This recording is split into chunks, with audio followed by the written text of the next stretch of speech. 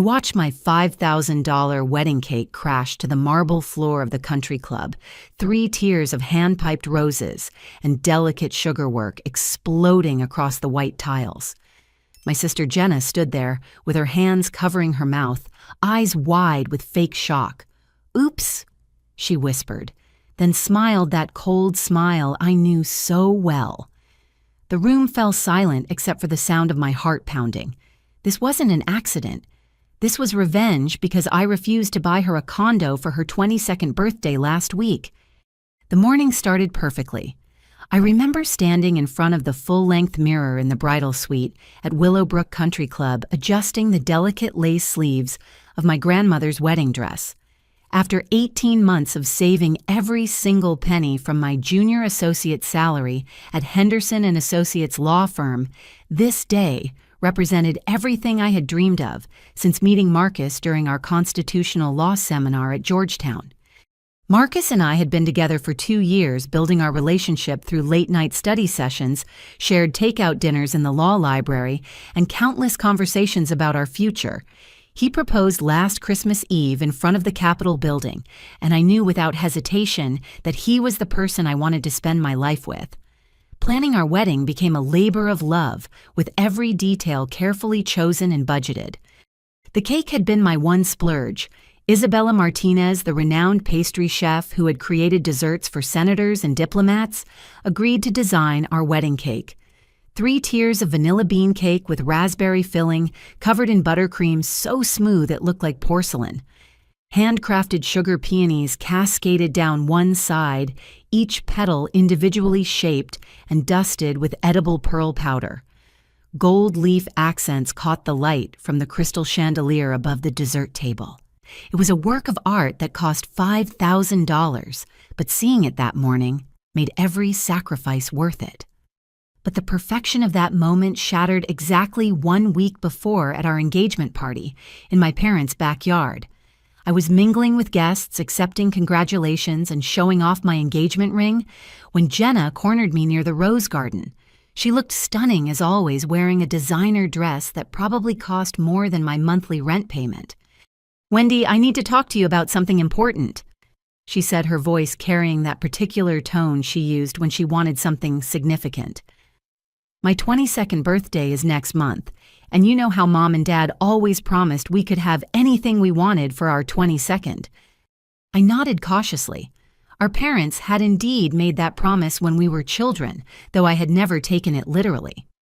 When my 22nd birthday came around 4 years ago, I had asked for help with my law school application fees. Jenna apparently had bigger plans. I found the perfect condo downtown. She continued, her eyes lighting up with excitement. It's in that new high-rise on 5th Street with floor-to-ceiling windows and a balcony overlooking the river. The price is $300,000, but I already talked to Mom and Dad and they think it would be better if it came from you as a gift. I nearly choked on my champagne. Jenna, I can't afford to buy you a $300,000 condo. I'm a junior associate who just finished paying off law school loans. That's more than I make in several years. Her expression shifted from excitement to confusion, then to something darker. But you're a lawyer now. Lawyers make tons of money, and you're getting married so Marcus can help too. It's not like I'm asking for something unreasonable. It is unreasonable, I said, gently trying to maintain my composure in front of our guests. That's an enormous amount of money that I simply don't have. Maybe we can discuss other gift options that are more realistic. Jenna's face flushed red and her voice rose slightly. Other options, Wendy. This isn't some casual request. I've already put down a deposit.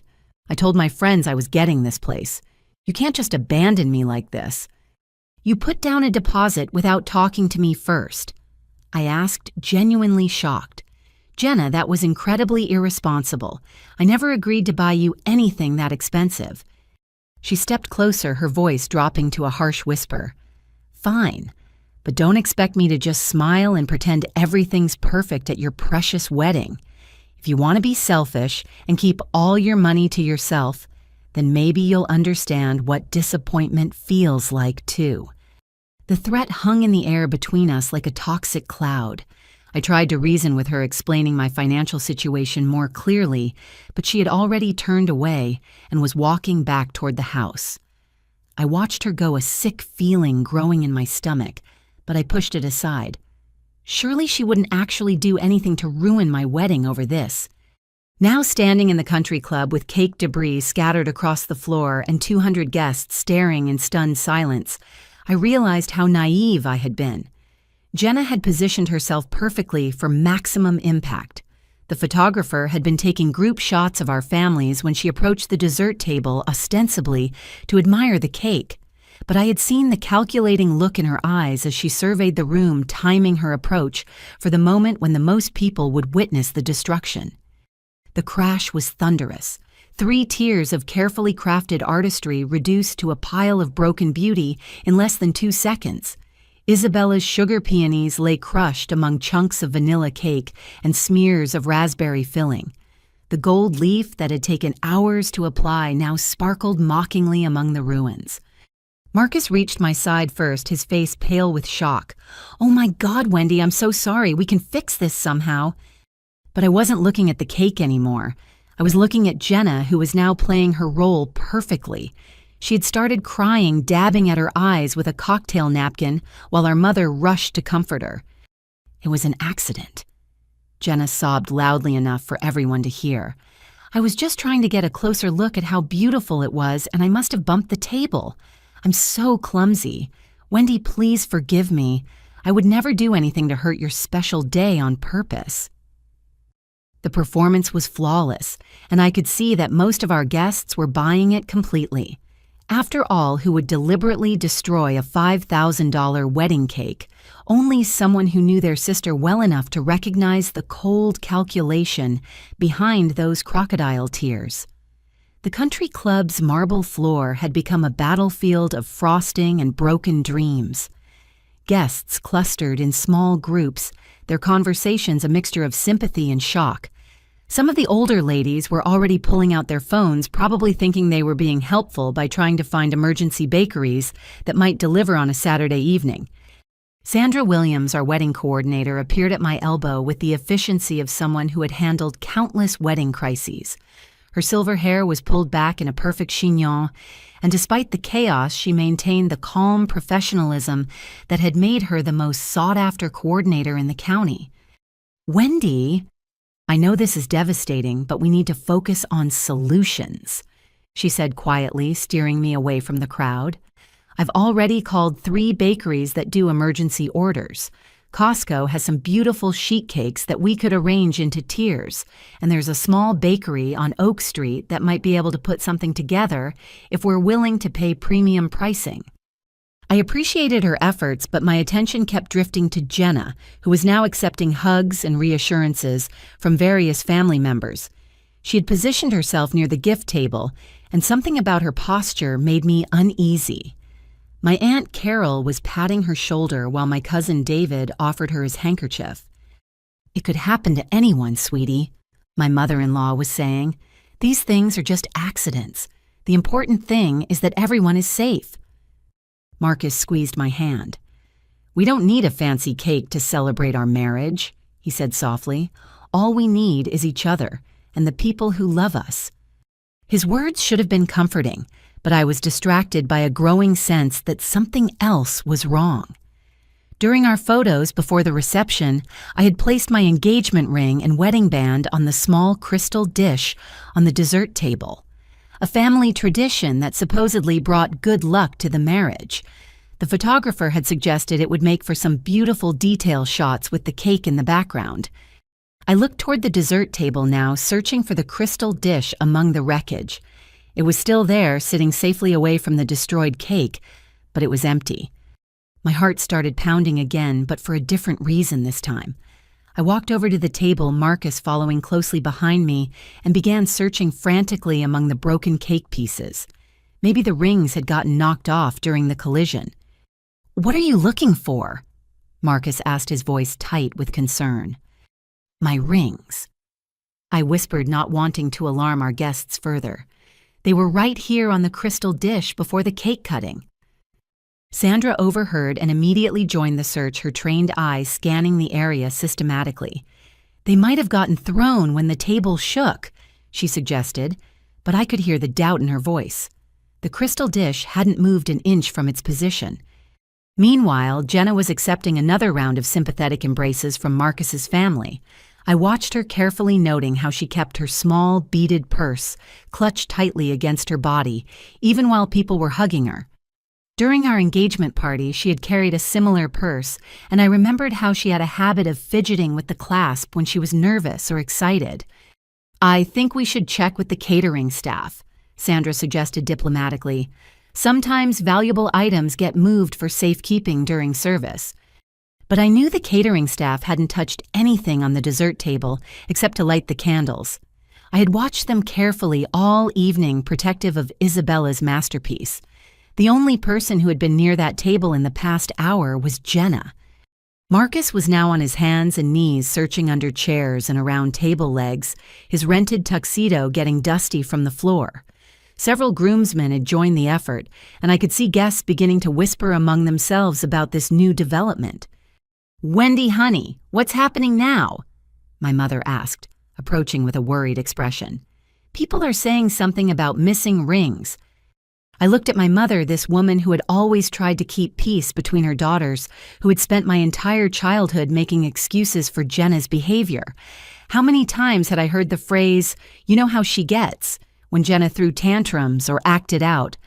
How many times had I been asked to be the mature one to understand, to forgive? "My wedding rings are missing from the dessert table," I said clearly, loud enough for several nearby guests to hear. "They were there before the cake incident, and now they're gone." The room's energy shifted perceptibly. What had been a sympathetic gathering around an unfortunate accident now carried an undercurrent of suspicion. I could see people's eyes darting between me and Jenna, their minds starting to connect dots they didn't want to acknowledge.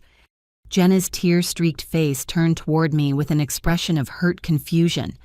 "Are you suggesting that I took your rings?" she asked, her voice carrying just the right note of wounded innocence.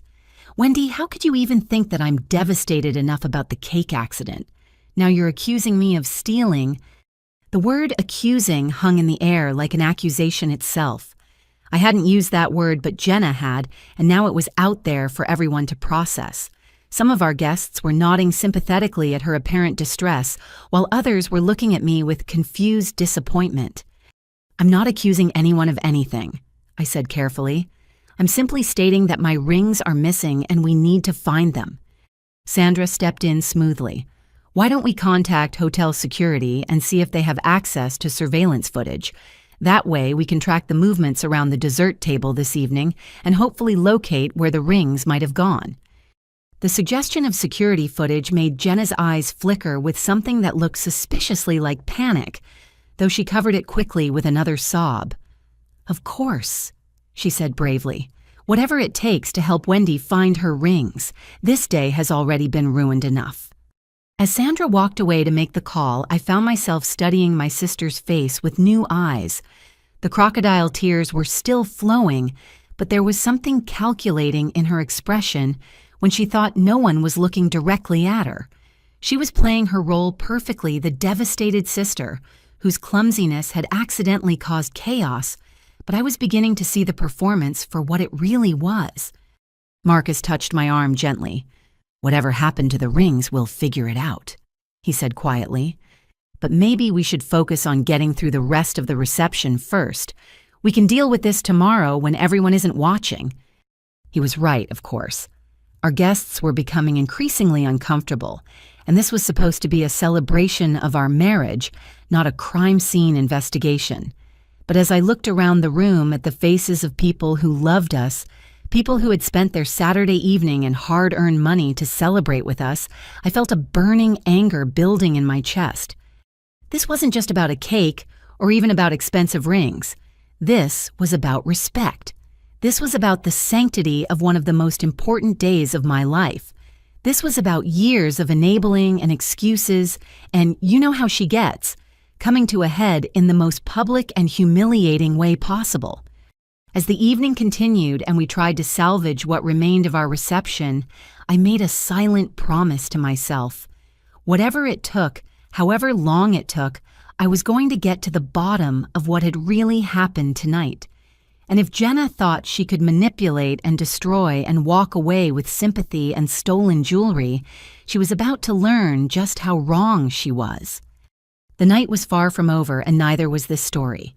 The reception limped through its final hours with the kind of forced cheer that everyone could feel, but no one acknowledged. Our band played the last dance guests offered their congratulations and sympathies in equal measure, and slowly the elegant ballroom emptied until only family remained. Marcus and I stood among the remnants of our celebration, surrounded by deflated centerpieces and the lingering smell of vanilla cake that now made my stomach turn. My mother approached hesitantly, her face drawn with exhaustion and something that looked like guilt. Patricia Henderson had always been the peacekeeper in our family, the one who smoothed over conflicts and made excuses for everyone's behavior.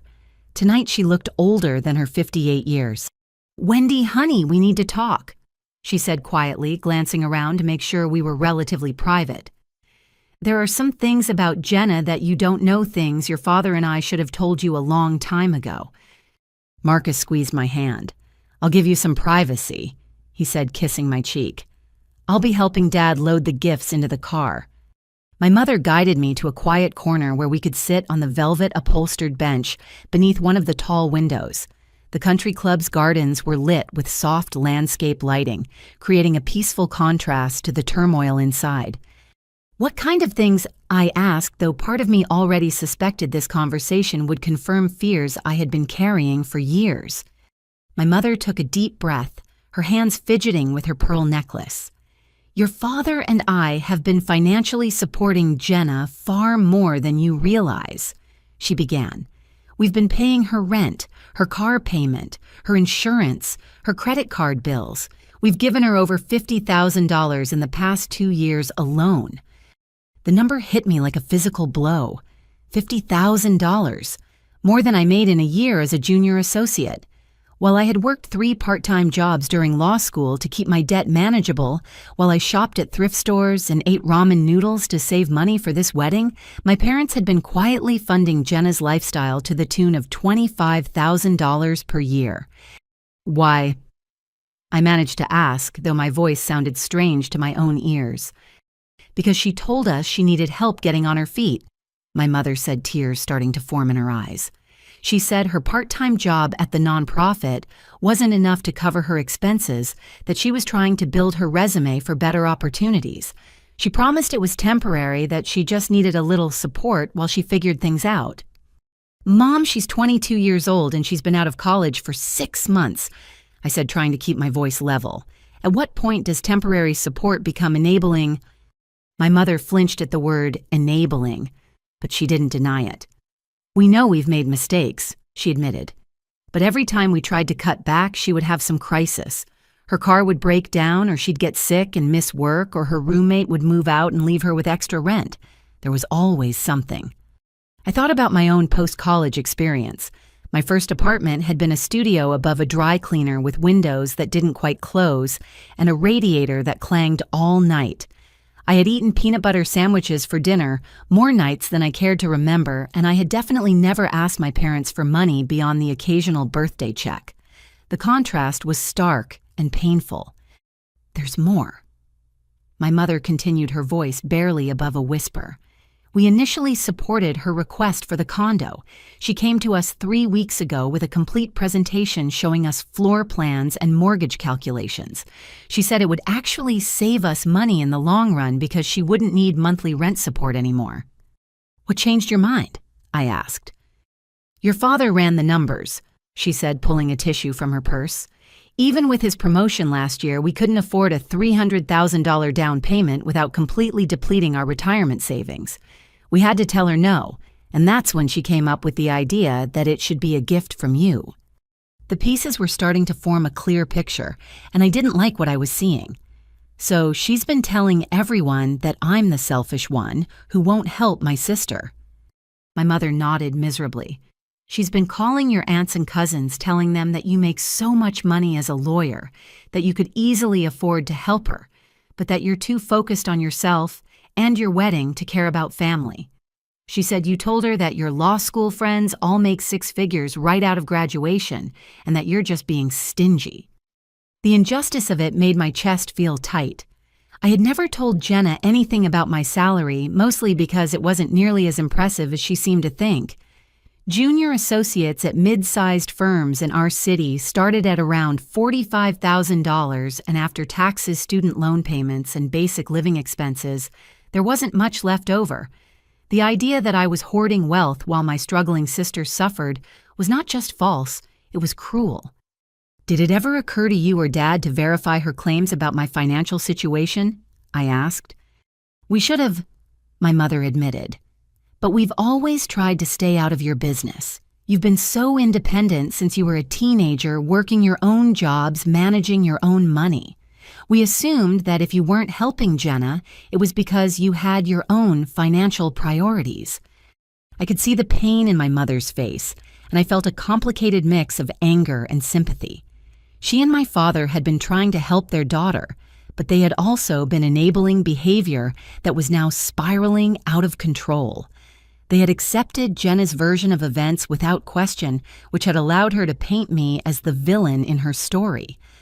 Mom, what happened tonight wasn't an accident, I said gently but firmly. Jenna deliberately destroyed my cake as retaliation for not buying her the condo, and I think she stole my rings too. My mother's face crumpled. I was afraid you were going to say that, she whispered. Deep down, I know Jenna has problems with impulse control and telling the truth, but admitting that means accepting that we've been part of the problem for years. The admission hung between us like a bridge neither of us was sure we wanted to cross. For years, our family had operated on the unspoken agreement that we would pretend Jenna's behavior was normal, that her constant crises and demands for help were just part of her personality, rather than symptoms of deeper issues. What are we going to do? My mother asked, and for the first time in my adult life, she was asking me for guidance instead of trying to protect me from difficult truths. I looked around the nearly empty ballroom at the remnants of what should have been the happiest day of my life, and I felt something crystallize inside me. I was tired of being the understanding sister, the one who was expected to absorb Jenna's bad behavior without complaint. I was tired of watching my parents drain their retirement savings to fund my sister's irresponsibility, and I was absolutely done with being painted as the selfish villain in a story where I was actually the victim. We're going to find out exactly what happened tonight, I said, with a certainty that surprised even me. And then we're going to deal with the consequences, whatever they might be. My mother nodded slowly, and I could see both fear and relief in her expression. The conversation we had been avoiding for years was finally happening, and there was no going back to the way things used to be. As we rejoined our family to finish cleaning up the reception, I caught sight of Jenna sitting at one of the abandoned tables, scrolling through her phone with a slight smile on her face. She was probably already crafting her version of tonight's events for social media, positioning herself as the tragic figure who accidentally ruined her sister's perfect day. But she had made one crucial mistake. In her arrogance and her assumption that she would never face consequences, she'd committed her crimes in a place with security cameras. And unlike our childhood home, where her tears and manipulation had always worked to erase accountability, the Willowbrook Country Club was about to provide objective evidence of exactly what had transpired. The game was changing, and Jenna didn't even know it yet. Sunday morning arrived with the gray persistence of a hangover, though I hadn't drunk enough at my own reception to justify the pounding in my head. Marcus and I sat in our hotel room at 7:30, surrounded by wedding gifts we hadn't opened and clothes we hadn't unpacked, making phone calls that no newlywed couple should have to make. Sandra Williams answered on the second ring, her voice crisp and professional despite the early hour. "Wendy, I hope you got some rest. I've been in touch with hotel security and they're ready to review the footage with us this morning. Can you and Marcus be here by 9 too, or—" "We'll be there," I assured her, grateful for her efficiency. "Have they said anything about what they found?" They want to show you the footage rather than describe it, Sandra said carefully. But I will say this, the cameras captured quite a bit of activity around the dessert table throughout the evening. When we arrived at the country club, the elegant ballroom from the night before had been transformed back into a sterile event space, with tables stacked and linens bundled for cleaning. The romance and celebration of the previous evening felt like a dream, leaving behind only the harsh reality of what we needed to investigate. Sandra met us at the entrance with a tall, serious-looking man in a navy blue suit. "This is David Chen, head of security for the hotel chain," she said. "He's been reviewing the footage since 6 this morning." David shook our hands with the firm grip of someone accustomed to dealing with unpleasant situations. "I want you to know that we take security very seriously here," he said, as he led us toward a small office behind the front desk. "We have comprehensive coverage of all public areas, including multiple angles of the ballroom." The security office was cramped, but efficient, with a wall of monitors showing live feeds from cameras throughout the hotel. David pulled up a chair to a computer terminal and began typing. "I'm going to show you the footage chronologically, starting from when your rings were placed on the dessert table." The first clip showed me during our photo session carefully placing my engagement ring and wedding band on the crystal dish. The timestamp read 5:47 p.m. The crystal dish was positioned about 3 feet from the cake, clearly visible in the frame. "Now let's jump ahead to the period just before the cake incident," David said, fast-forwarding through several hours of footage. "I want you to pay particular attention to the movements around this area." At 8:23 p.m., Jenna appeared in the frame, approaching the dessert table from the left side.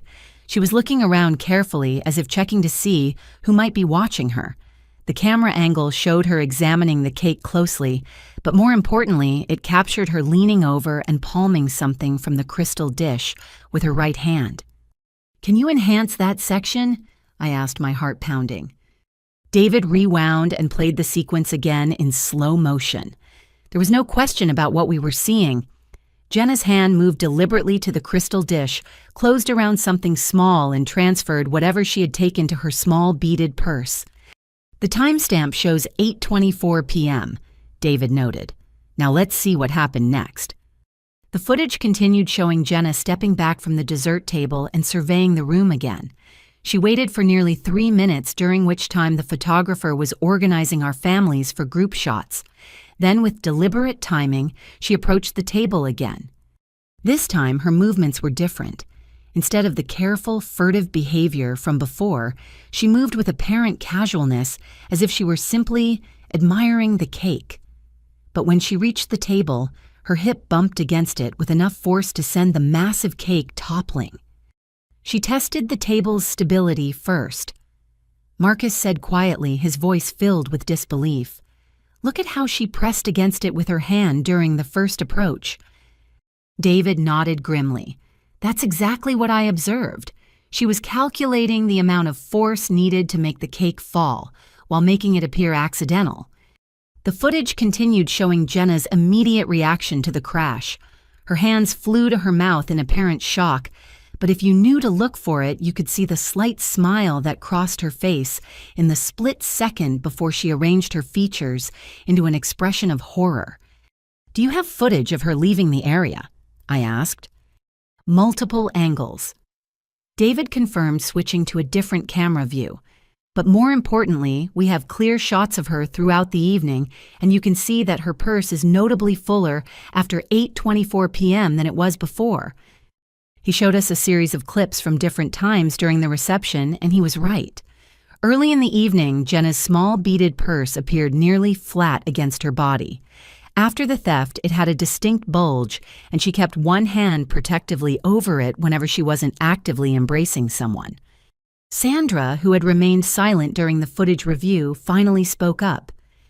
"I've seen a lot of wedding drama in my 25 years in this business," she said slowly, "but I've never seen anything this calculated and deliberate. This wasn't a crime of passion or a moment of poor judgment. This was premeditated." I felt a strange sense of vindication mixed with profound sadness. Having proof of what I suspected was satisfying, but it also meant acknowledging that my sister was capable of a level of cruelty I hadn't fully accepted until this moment. "What are our options legally?" Marcus asked. David pulled a business card from his wallet and handed it to me. "I called Detective Sarah Rodriguez this morning and briefed her on what we found. She specializes in property crimes and is familiar with cases involving family members. She can meet with you this afternoon if you're ready to file a formal report." The weight of the decision settled over me like a heavy blanket. Filing a police report against my sister would cross a line that could never be uncrossed. It would mean acknowledging publicly that Jenna was a thief and that our family dynamics were far more dysfunctional than anyone had admitted. But as I thought about the deliberate cruelty of her actions, about the careful planning that had gone into ruining my wedding day, about the theft of rings that represented my marriage and my future, I realized that some lines needed to be crossed. "Can you make us copies of this footage?" I asked David. "Already done," he said, handing me a USB drive. "Everything is here along with my written report documenting the timeline and my observations." As we left the country club, I felt like we were crossing a threshold into territory none of us had navigated before. For my entire life, Jenna's behavior had been managed through family diplomacy, gentle corrections, and quiet cover-ups. This time, there would be consequences that extended beyond our living room. The Sunday afternoon sun felt too bright as we drove toward the police station, the USB drive containing evidence of my sister's crimes sitting in my purse like a weight. Marcus reached over and took my hand, his wedding ring catching the light. "Are you sure about this?" he asked gently. I thought about the question seriously. Was I sure? Was I ready to involve law enforcement in our family drama? Was I prepared for the consequences that would ripple through our relationships for years to come? Then I thought about Jenna's smile as the cake crashed to the floor, about the calculated theft of my rings, about years of manipulation and entitlement that had been enabled by everyone who loved her too much to hold her accountable. "Yes," I said with more certainty than I had felt in months. "I'm sure." The police station was our next stop, but it wouldn't be our last. This investigation was just beginning, and I had a feeling we were about to uncover far more than anyone in my family was prepared to face. Detective Sarah Rodriguez had the kind of steady presence that immediately put victims at ease, while probably making criminals very nervous. She was in her early 40s with graying hair pulled back in a practical ponytail and intelligent brown eyes that seemed to take in every detail. Her office was small but organized with commendations on the walls and a coffee mug that read, "World's Okayest Detective." "I've reviewed the security footage that Mr. Chen provided," she said, gesturing for Marcus and me to sit in the chairs across from her desk. "What we have here is clear evidence of theft and property destruction. The question is, how you want to proceed." I had spent the drive to the police station thinking about exactly that question. Part of me wanted to handle this within the family, to confront Jenna privately and demand she return my rings and pay for the cake. But the larger part of me, the part that had watched years of enabling and excuse-making, knew that private confrontations had never worked with my sister. "I want to file a formal report," I said clearly, "both for the theft of my rings and the destruction of the cake." Detective Rodriguez nodded and pulled out a form. "Let's start with the basics. Can you tell me the approximate value of the stolen items?" The engagement ring was appraised at $8,000. I said, my voice catching slightly. The wedding band was $2,000. Both were family heirlooms that had been reset for our wedding. And the cake? $5,000. We have the receipt from Isabella Martinez, the pastry chef who created it. Detective Rodriguez made notes as we talked occasionally, asking for clarification about timing or relationships. When we finished the initial report, she leaned back in her chair. "Given that this involves a family member, I'd recommend that we start with an informal approach," she said. "I'd like to interview your sister, give her an opportunity to explain the situation, and hopefully return the stolen property. Sometimes, when people see that law enforcement is involved, they make better decisions." "What if she denies everything?" Marcus asked. Then we proceed with formal charges.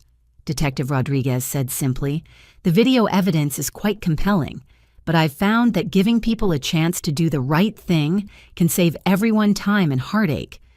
She arranged to meet with Jenna that evening at my parents' house with the entire family present. The detective wanted to observe family dynamics and give Jenna every possible opportunity to confess and make restitution before moving forward with charges. The drive to my childhood home felt surreal. The tree-lined street looked exactly the same as it had throughout my adolescence, with well-maintained lawns and the kind of suburban tranquility that had always made our neighborhood feel safe and predictable. It was hard to reconcile that peaceful exterior with the criminal investigation we were about to conduct in my parents' living room. My father answered the door with the haggard expression of someone who hadn't slept well. Robert Henderson was a methodical man who worked as an engineering manager for a local manufacturing company. He preferred problems that could be solved with spreadsheets and logical analysis, and the current situation was testing all of his coping mechanisms. "Detective Rodriguez," he said formally, shaking her hand, "thank you for agreeing to handle this delicately." "I appreciate your cooperation, Mr. Henderson," she replied. "Is Jenna here?" "She's in the living room with my wife," he said, leading us through the familiar hallway past family photos that now felt like evidence of happier times. Jenna was sitting on the couch where I had spent countless hours doing homework and watching television, but she looked smaller, somehow diminished by the presence of a police detective in her childhood sanctuary. She'd been crying, and her makeup was smudged in a way that would normally evoke sympathy. "Jenna," Detective Rodriguez said, gently settling into the armchair across from her. "I'm here to talk to you about what happened at your sister's wedding yesterday evening." "It was an accident," Jenna said immediately, her voice shaky. "I would never deliberately hurt Wendy or ruin her wedding. I love my sister." Detective Rodriguez nodded patiently. "I understand that's your position, but I've reviewed security footage from the venue, and I'd like to give you an opportunity to reconsider that statement." She pulled out a tablet and showed Jenna several still images from the surveillance video. The first showed Jenna approaching the dessert table, the second captured her taking something from the crystal dish, and the third showed the moment she deliberately bumped the table to topple the cake. The room fell silent except for the ticking of the grandfather clock in the corner. I watched my sister's face as she processed what she was seeing, watched the calculations happening behind her eyes as she tried to figure out how to respond to irrefutable evidence. "That's not what it looks like," she finally said, but her voice had lost its conviction. "I was just admiring the cake, and my rings were slipping off because I lost weight recently, so I was adjusting them." "Yeah, your rings," Detective Rodriguez asked, raising an eyebrow. "The footage shows you taking items from your sister's crystal dish and putting them in your purse." "I meant her rings," Jenna said quickly, realizing her mistake. "I saw that they had fallen into the dish funny, so I was trying to fix them for her. I was going to put them back." The lie was so transparent that even my mother winced. Detective Rodriguez maintained her calm expression, but I could see she was taking mental notes about Jenna's willingness to fabricate explanations even when confronted with video evidence. "Jenna," I said quietly, speaking directly to my sister for the first time since the confrontation began. "Just tell the truth. We all saw what happened, and now we have proof. This is your chance to make it right." For a moment, Jenna's carefully constructed facade cracked, and I saw something raw and desperate in her expression. She looked around the room at our parents, at Marcus, at the detective, and finally back at me. "You don't understand the pressure I'm under," she said, her voice rising with emotion. "Everyone expects me to have my life figured out, but I don't know what I'm doing. I can't afford to live like a normal person on what that non-profit pays me. I watch you and Marcus with your perfect relationship and your perfect careers, and I just wanted something that was mine." "So you decided to steal from me?" I asked, genuinely trying to understand her logic. "I wasn't stealing," she insisted, even as tears started flowing again. "I was just borrowing them. I thought maybe if I had something valuable I could figure out how to solve my problems. But then everyone was making such a big deal about the cake, and I panicked. Detective Rodriguez leaned forward. Jenna, where are the rings now? The question hung in the air like a challenge. This was the moment of truth, the point where Jenna would either commit fully to her lie or finally admit what she had done. I don't have them, she said, but her voice was barely audible. I'm going to ask you again, Detective Rodriguez said, her tone becoming more formal. Where are your sister's wedding rings? Jenna's hands went to her purse, the same beaded bag from the night before, and clutched it protectively. The gesture was so obvious that it would have been comical if the situation weren't so serious. I need to see inside your purse, Detective Rodriguez said firmly. You can't just search my things without a warrant, Jenna replied, though she sounded uncertain. Actually, with your family's consent and your sister's formal complaint about stolen property, I can, the detective explained. But I'd prefer if you cooperated voluntarily. The standoff continued for several long seconds. I could see my parents exchanging glances, their faces reflecting the painful realization that their daughter was not just troubled, but actively criminal. Finally, my mother spoke up. Jenna, honey, please just give Wendy back her rings, she said, her voice breaking. Let's stop this before it gets any worse. Something in our mother's tone seemed to break through Jenna's defenses. She opened her purse with shaking hands and pulled out a small velvet jewelry pouch that I recognized from the jewelry store where Marcus had purchased my engagement ring. I was going to give them back, she whispered as she handed the pouch to Detective Rodriguez. I just needed some time to think. Detective Rodriguez opened the pouch and confirmed that both rings were inside, then handed them to me. Feeling the weight of them in my palm brought a rush of relief mixed with profound sadness. These rings represented my marriage, my future. My commitment to Marcus and my sister had stolen them as casually as she might have borrowed a sweater. Jenna. Detective Rodriguez continued, I need you to understand that what happened last night constitutes theft and property destruction. These are serious criminal charges that could result in jail time and permanent consequences for your future. But I gave them back, Jenna protested. Doesn't that matter? Returning stolen property after being caught doesn't erase the crime, the detective explained. However, it can be taken into consideration during sentencing if formal charges are filed. I looked at my sister. This person I had grown up with shared a childhood with love despite everything, and tried to find some path forward that didn't involve destroying what remained of our family. But as I thought about the deliberate cruelty of her actions, about the months of planning and manipulation that had led to this moment, I realized that the destruction had already occurred. Jenna had made choices that couldn't be unmade, and consequences were now inevitable. The evening ended with Detective Rodriguez explaining the legal process that would unfold over the coming weeks. Jenna would have the opportunity to make restitution for the cake and seek counseling for her behavioral issues, but the criminal charges would proceed regardless. The video evidence was too clear, and the pattern of behavior too concerning to handle through family diplomacy alone.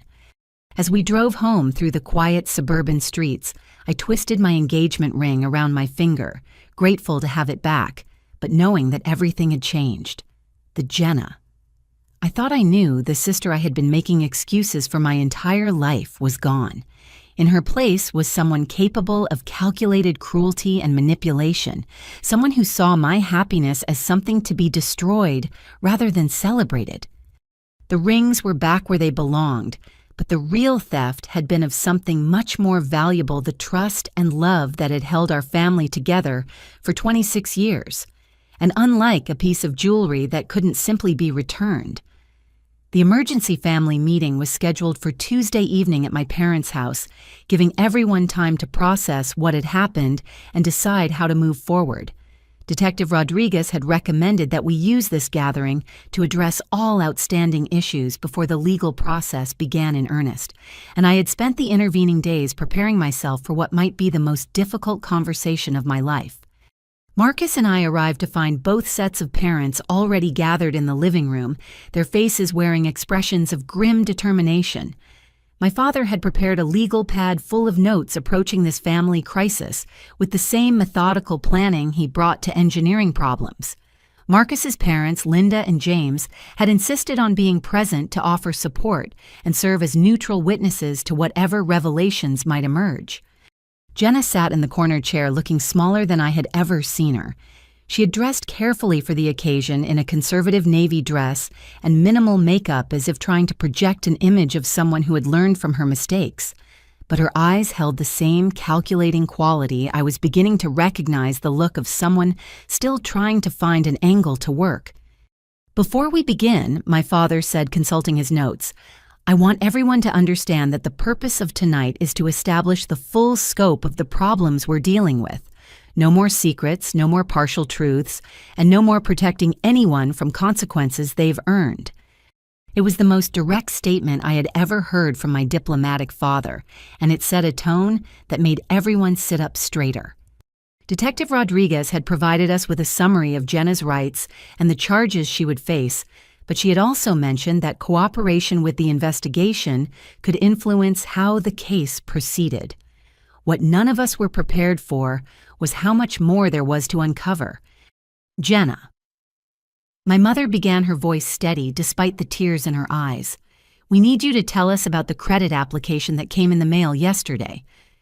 I saw Jenna's face go pale, and I realized that there were developments I hadn't been told about yet. My father shuffled through his papers and pulled out what appeared to be an official-looking letter. "This is from First National Bank," he explained, his engineering background evident in his precise delivery. "It's a denial notice for a personal loan application in the amount of $30,000, an application that was submitted with my forged signature." The words hit the room like a physical blow. Identity theft and forgery were federal crimes, far more serious than stealing rings or destroying a wedding cake. I watched Jenna's face as she processed being caught in yet another lie, saw her mind working to construct an explanation that might minimize the damage. "I can explain that," she said quickly, her voice taking on the pleading tone she had used to get out of trouble since childhood. "I was trying to get the loan so I could pay you and Mom back for all the money you've been giving me. I thought if I could just get enough to be independent, I wouldn't need to ask you for help anymore." "So you decided to commit identity theft?" my father asked, his voice remarkably calm given the circumstances. "You forged my signature on a legal document, Jenna. Do you understand that this could have destroyed my credit and put me at risk for fraud charges?" "I knew you wouldn't get in trouble because I was going to pay it back," Jenna said, as if this logic made perfect sense. "I had a plan." Marcus's father, James, spoke up for the first time.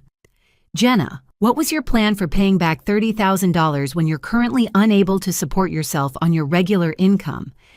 The question hung in the air, exposing the fundamental flaw in Jenna's reasoning. She had no plan because there was no realistic way for someone in her financial situation to handle that kind of debt. The loan application had been an act of desperation, not careful planning. "I was going to use the money to start a business," she said, though even she seemed to realize how weak this sounded. There are lots of online opportunities for people who have startup capital. My mother looked stricken. "Jenna, honey, those online business opportunities are usually scams. You would have lost the money and been left with debt you couldn't pay." "But the bank denied the application anyway." My father continued, returning to his notes.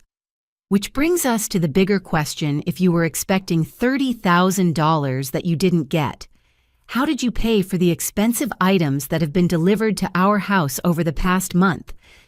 I saw Jenna's eyes widen as she realized she had been caught in another lie. My parents had clearly been doing their own investigation, and they had uncovered evidence of spending that didn't match Jenna's claimed financial struggles. "What expensive items?" I asked, though I was beginning to suspect the answer would be worse than anything we had discussed so far. My father pulled out a second sheet of paper. Designer clothes totaling over $2,000, a new laptop computer, expensive skincare products, and jewelry. All delivered to our address, all charged to credit cards that Jenna claimed she was trying to pay off with our help. The pattern was becoming clear, and it painted a picture of someone living completely beyond her means while manipulating family members to subsidize her lifestyle. But there was still something that didn't add up. If the loan was denied, where did the money come from? Marcus asked, voicing the question we were all thinking. Jenna looked around the room desperately as if searching for an escape route that didn't exist. Finally, she seemed to deflate, and when she spoke, her voice was barely audible. "I've been taking money from other places," she admitted. "Not just from you and Dad, from Grandma's purse when I visit her, from Mom's jewelry box when I thought you wouldn't notice. I used Dad's credit card a few times for small purchases that I thought would get lost in your monthly statement." The confession hit our parents like a series of physical blows. My mother gasped and covered her mouth with her hands, while my father's face went through a series of expressions ranging from shock to anger to profound disappointment. "How much money are we talking about?" my father asked, his voice tight with control. "I don't know exactly," Jenna said, tears starting to flow. "Maybe a few $1,000s over the past 6 months. I kept telling myself I would pay it back when I got the loan." "A few $1,000s," my mother repeated, as if trying to process the magnitude of what her daughter had just confessed. "Jenna, you've been stealing from your own family for months." "I wasn't stealing," Jenna protested weakly. "I was borrowing. I always planned to pay it back." "Taking money without permission is stealing," Marcus's mother said firmly, speaking up for the first time. "It doesn't matter what you plan to do later." The room fell silent as everyone absorbed the full scope of Jenna's deception.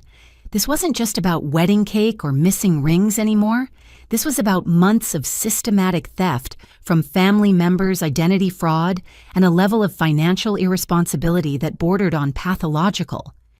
"There's something else," my father said quietly, and I could see that delivering this information was causing him physical pain. "I called the bank to discuss the fraudulent application, and they informed me that this isn't the first time someone has attempted to use my identity for credit applications." "What do you mean?" I asked, though I was dreading the answer. "There have been 2 other attempts in the past year," he explained. "Both were denied because of security measures the bank has in place, but both used my social security number and personal information that only someone close to our family would know." Everyone's eyes turned to Jenna, who looked like she wanted to disappear into the furniture. The evidence was circumstantial, but given everything we had learned about her behavior, the implications were clear. "I only tried once," she said quickly. "I don't know about any other applications." "Jenna," my mother said, her voice breaking, "please stop lying to us. We're trying to help you, but we can't do that if you won't tell us the truth." The plea seemed to break something inside my sister. She began sobbing with the kind of desperate intensity that comes from being completely cornered, and for the first time since this entire ordeal began, her tears seemed genuine. "I don't know how it got this bad," she cried. "I never meant for any of this to happen. I just wanted to have nice things like everyone else. I wanted to feel successful and independent, but everything cost so much money and I couldn't figure out how to make it work." The admission was heartbreaking in its honesty, but it also revealed the fundamental problem that had led to this crisis. Jenna had been living in a fantasy world where she deserved a lifestyle she couldn't afford, and when reality failed to meet her expectations, she had chosen to steal and manipulate rather than adjust her expectations. As the evening continued, we worked through the practical implications of what we had learned. My parents would need to monitor their credit reports and potentially freeze their accounts. The various thefts would need to be documented for the police investigation, and our family would need to figure out how to rebuild trust that had been systematically destroyed over months of deception. The conversation ended with Jenna agreeing to cooperate fully with the criminal investigation and to seek counseling for her behavioral issues. But as I watched her promise to change to get help to make amends, I couldn't shake the feeling that this was just another performance, another attempt to manipulate her way out of consequences. The sister I had grown up with, the person I had loved and protected and made excuses for, was gone. In her place was someone I barely recognized, someone capable of stealing from elderly grandparents and committing identity fraud against her own father. As Marcus and I drove home that night, I found myself grieving not just for what Jenna had done, but for who she had turned out to be. Sometimes the people we love most are capable of hurting us in ways we never imagined possible. And sometimes the only loving thing to do is to stop protecting them from the consequences of their choices. The legal process would continue, but the family I had grown up in was forever changed. And for the first time since this nightmare began, I felt truly at peace with that reality. The police station on Thursday morning buzzed with the organized chaos of law enforcement preparing for another day of keeping the community safe. Detective Rodriguez met us in the lobby with a folder thick enough to suggest that our case had grown significantly since our last meeting. Before we proceed with the formal charges, she explained as she led us back to her office, I want you to understand what we've discovered through our preliminary investigation. She gestured for Marcus and me to sit, then spread several documents across her desk like she was dealing cards in a game with very high stakes. When I ran your sister's name through our system after Tuesday's family meeting, I found some concerning information. She began. Jenna has been flagged in multiple ongoing investigations related to online fraud and identity theft. The words sent a chill through me that had nothing to do with the air conditioning. Multiple investigations. 3 different credit card companies have reported suspicious activity linked to accounts in her name. Detective Rodriguez explained, pulling out a summary report. In each case, large purchases were made immediately before the cardholder called to report the card stolen or compromised. Marcus leaned forward. Are you saying she's been stealing credit cards? Not exactly, the detective clarified. What appears to be happening is more sophisticated. She's been using dating apps and social media to develop relationships with people, gaining their trust and then finding ways to access their financial information. She showed us printouts of social media profiles that I barely recognized as belonging to my sister. The photos were clearly Jenna, but everything else about the profiles was fabricated. In one, she claimed to be a graduate student in marine biology. In another, she was a freelance graphic designer who had traveled extensively through Europe. These profiles have been active for approximately 8 months, Detective Rodriguez continued. We believe she's been using them to target lonely individuals, particularly older men, who are recently divorced or widowed. The systematic nature of what she was describing made my stomach turn. This wasn't impulsive stealing from family members or desperate attempts to solve immediate financial problems. This was predatory behavior, targeting vulnerable people who were looking for genuine human connection. How many victims are we talking about? I asked, though I wasn't sure I wanted to know the answer. Detective Rodriguez consulted another document. So far, we've identified 12 individuals who report being scammed by someone matching your sister's description and methods. The total amount stolen is approximately $15,000, though we suspect there may be additional victims who haven't come forward yet. $15,000 stolen from strangers on top of the thousands she'd taken from our family. The scope of Jenna's criminal activity was staggering, and it painted a picture of someone whose behavior had escalated far beyond anything our family had imagined. What exactly was her method? Marcus asked. The pattern was remarkably consistent. Detective Rodriguez explained, pulling up screenshots of text conversations on her computer. She would initiate contact through dating apps, develop an emotional connection over several weeks, and then introduce some kind of financial crisis that required immediate assistance. She showed us examples of the conversations, and I was horrified by how manipulative and calculated they were. Jenna had crafted elaborate stories about medical emergencies, car accidents, and family crises that required money transfers before banks could process legitimate transactions. In every case, she promised immediate repayment and expressed overwhelming gratitude for the victim's kindness and generosity.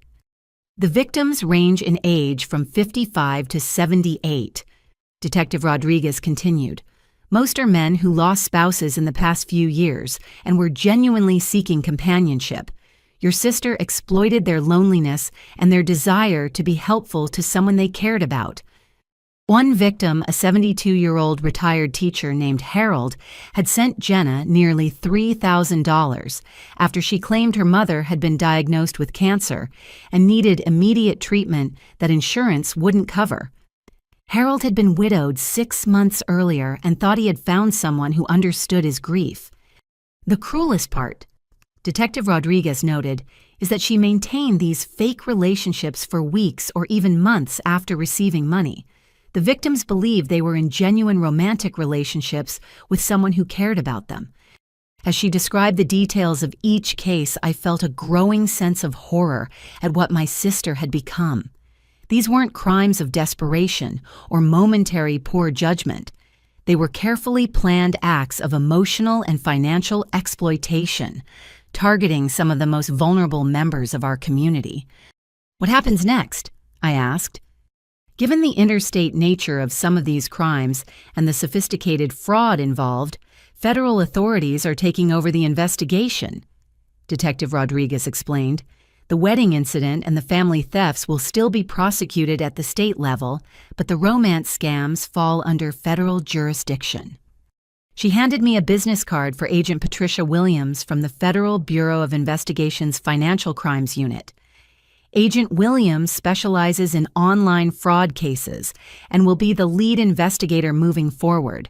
She'll want to interview you and your family about Jenna's behavior patterns and any other information that might help them build their case.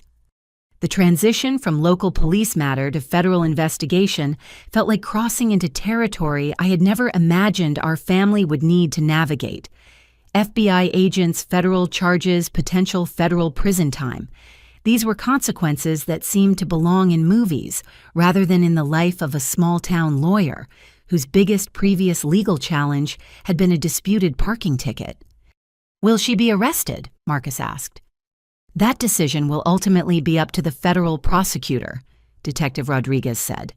"But given the number of victims and the amount of money involved, plus the evidence of ongoing criminal activity, I would expect formal charges to be filed within the next week or two." As we left the police station, I felt like I was walking through someone else's life. The Jenna I had grown up with, the sister who had shared a bedroom with me for 16 years, who had helped me practice for school presentations and borrowed my clothes without asking, had been living a double life as a federal criminal. The scope of her deception was breathtaking. While our family had been worrying about her ability to pay rent and car insurance, she'd been operating sophisticated fraud schemes that targeted innocent people across multiple states. While we had been making excuses for her immaturity and poor financial decisions, she had been developing fake identities and manipulating lonely strangers into sending her money. That evening, as Marcus and I sat in our apartment trying to process everything we had learned, I found myself wondering if I had ever really known my sister at all. The person who could create fake profiles to manipulate grieving widowers, who could steal thousands of dollars from elderly grandparents, who could destroy her sister's wedding as an act of revenge, that person was a stranger wearing my sister's face. The phone rang at 8:30 and I recognized the number as belonging to Harold, the retired teacher, who'd been scammed out of $3,000. Detective Rodriguez had given him my contact information so he could speak directly with Jenna's family about the impact of her crimes. "Mrs. Patterson," he said, his voice carrying the dignity of someone who had spent decades educating children. "I hope you don't mind me calling. I just wanted you to know that I don't blame your family for what happened." His kindness in the face of such betrayal brought tears to my eyes. "I'm so sorry for what she did to you," I managed to say. "I know you are," he replied gently. "But I also want you to know that your sister's actions don't reflect on the rest of you. I was a teacher for 42 years, and I learned to distinguish between children who made bad choices and children who were inherently bad. Your sister made terrible choices, but that doesn't make your whole family responsible. As I hung up the phone, I realized that Harold's wisdom had given me something I hadn't expected: permission to love my family while still holding Jenna accountable for her actions. The crimes she had committed were her choices, her responsibility, and her consequences to face. The federal investigation would continue, and our family would have to rebuild from the foundation up. But for the first time since this nightmare began, I felt like we might actually be able to do that. The federal charges were filed on Monday morning, making our family's private crisis a matter of public record. The local newspaper ran a brief article about the arrest, identifying Jenna by name and describing her as being charged with wire fraud and identity theft in connection with an online romance scam operation. By Tuesday afternoon, the story had been picked up by regional news outlets, and by Wednesday, it was trending on social media platforms throughout our state. I had returned to work at Henderson & Associates, trying to maintain some sense of normalcy while dealing with the aftermath of our family crisis. My colleagues were supportive but curious, and I found myself having awkward conversations about federal investigations and family estrangement with people who had known me as the reliable junior associate who never caused drama. Marcus and I had decided to take a brief honeymoon the following week, just a long weekend at a cabin in the mountains, where we could disconnect from the legal proceedings and media attention. We'd already rearranged our work schedules and made reservations, looking forward to 3 days of hiking and reading and remembering why we had gotten married in the first place, which made returning to our apartment Thursday evening to find our front door hanging open even more jarring than it might have been otherwise. Marcus grabbed my arm before I could walk inside. "We're calling the police first," he said, firmly pulling out his phone. "Don't touch anything until they've cleared the scene." The responding officers arrived within minutes and conducted a methodical sweep of our apartment before allowing us to enter. What we found inside looked like the aftermath of a tornado, with very specific targeting preferences. Our living room had been largely untouched, but our home office had been completely destroyed. My law school diplomas, which had hung framed on the wall above my desk, were torn into pieces and scattered across the floor. My bar certification, which represented years of study and thousands of dollars in fees, had been ripped in half and left on my keyboard like a calling card. The awards I had earned during law school, recognition for academic achievement, community service, and legal writing, were broken and thrown around the room. My legal textbooks, which I had kept both for sentimental reasons and as reference materials, had pages torn out and covers damaged. Even my business cards, which had been neatly arranged in a holder on my desk, were scattered and torn up. But the destruction wasn't random vandalism. It was surgical in its precision, targeting only items that represented my professional achievements and legal career. Our television, computer, jewelry, and other valuable items were untouched. This wasn't about theft. It was about sending a message. Officer Martinez, who was documenting the scene, found evidence of how entry had been gained. "Looks like someone used a key," she said, pointing to the undamaged lock mechanism. "No signs of forced entry, no picked locks. Whoever did this had legitimate access to your apartment." Marcus and I exchanged glances. The only people who had spare keys to our apartment were my parents, and I trusted them completely. But then I remembered something that made my blood run cold. "Jenna copied my parents' spare key about 6 months ago," I said slowly, the memory coming back to me. "She said she wanted to be able to water their plants when they went out of town, but she could have made additional copies." Officer Martinez made notes while we called my parents to confirm that their spare key was missing. My mother's voice shook as she searched her kitchen drawer and confirmed that the key I had given them for emergencies was no longer there. "She must have taken it weeks or months ago," my mother said. "We never thought to check after everything that happened with the wedding." As we continued surveying the damage, I found something that made the situation even more disturbing. My personal laptop, which I had left charging on the bedroom dresser, was missing, along with a folder containing my personal financial documents and tax returns. "This is escalating beyond property damage," Officer Martinez observed. "Identity theft, breaking and entering, and targeted harassment of a witness in a federal case. Your sister is in serious legal jeopardy." But the real shock came the next morning when I arrived at work to find my phone buzzing with calls and messages from colleagues, clients, and law school friends. Jenna had apparently spent the night creating a comprehensive social media campaign designed to destroy my professional reputation. Using fake accounts she had created months earlier, she had posted detailed allegations about my supposed drug use, claiming to have witnessed me using cocaine at my own wedding. She described fictional incidents of me being intoxicated during family gatherings and made up stories about erratic behavior during law school that supposedly concerned our professors. But the posts weren't just random accusations. They were sophisticated in their details and targeted in their distribution. She had tagged my law firm, my former professors, several prominent attorneys in our area, and even some of my current clients. She had researched the social media accounts of people in my professional network and crafted her lies to maximum exposure and credibility damage. The posts included altered photos that appeared to show me in compromising situations, and she had created fake testimonials from supposed law school classmates who corroborated her claims. She'd even gone so far as to create a fake account for a fictional intervention counselor, posting about the importance of reporting addicted attorneys to the State Bar Association. My phone rang constantly as people called to ask if the allegations were true, if I needed help, or if they should be concerned about working with me.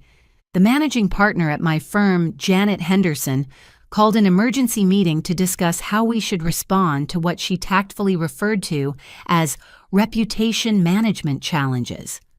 "Obviously, we don't believe any of these allegations," she assured me in her office that morning, "but we need to be proactive about protecting both you and the firm from the fallout. False accusations can be just as damaging as true ones if they're not handled properly." She had already contacted the firm's defamation attorney and had begun documenting all of Jenna's posts for potential legal action. But the damage to my professional relationships was immediate and potentially lasting. Even people who didn't believe the allegations would remember them, and clients might choose to work with attorneys who weren't surrounded by controversy. "Has your sister been arrested yet for the break-in?" Janet asked. "They're working on locating her," I said. "She hasn't been staying at my parents' house, and her apartment lease was terminated last month for non-payment. She could be anywhere." Agent Williams from the FBI called that afternoon with an update on the federal investigation. "We're treating the break-in and social media harassment as additional charges related to witness intimidation," she explained. "Your sister appears to be trying to pressure you to drop your cooperation with our investigation." "Is that something people actually try?" I asked. "Unfortunately, yes," Agent Williams said. "When people realize they're facing serious federal time, they sometimes become desperate and start making poor decisions that only make their situation worse. Your sister's behavior fits a pattern we see in cases involving family members who serve as witnesses."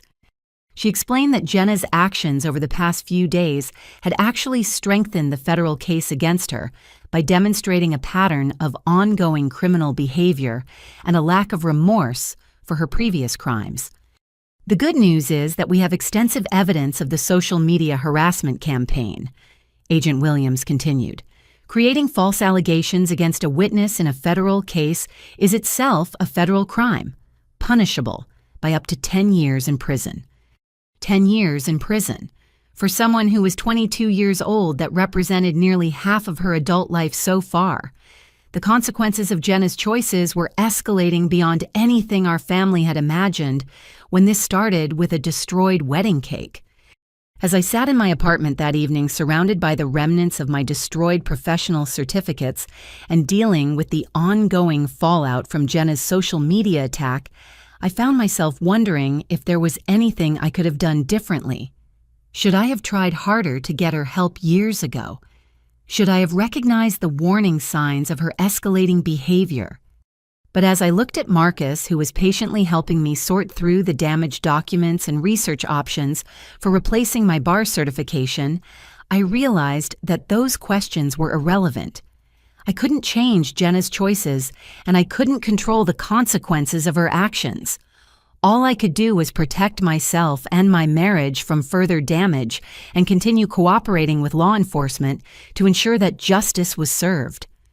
The sister I had grown up with was gone, replaced by someone capable of breaking into my home and systematically trying to destroy my career out of spite. That transformation was heartbreaking, but it was also liberating in a strange way. I no longer had to wonder if I was being too harsh or if there was some explanation that would make her behavior understandable. There was no explanation that could justify what she had done. There was only the choice to protect myself and move forward with my life, with or without her in it.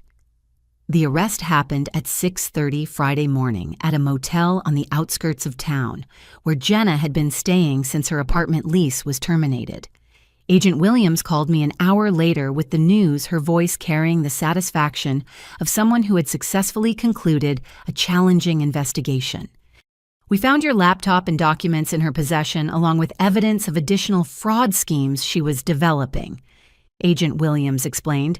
"She's been charged with wire fraud, identity theft, witness intimidation, breaking and entering, and harassment. The federal prosecutor is recommending that she be held without bail pending trial." Without bail. The words carried a weight that made the situation feel suddenly definitively real.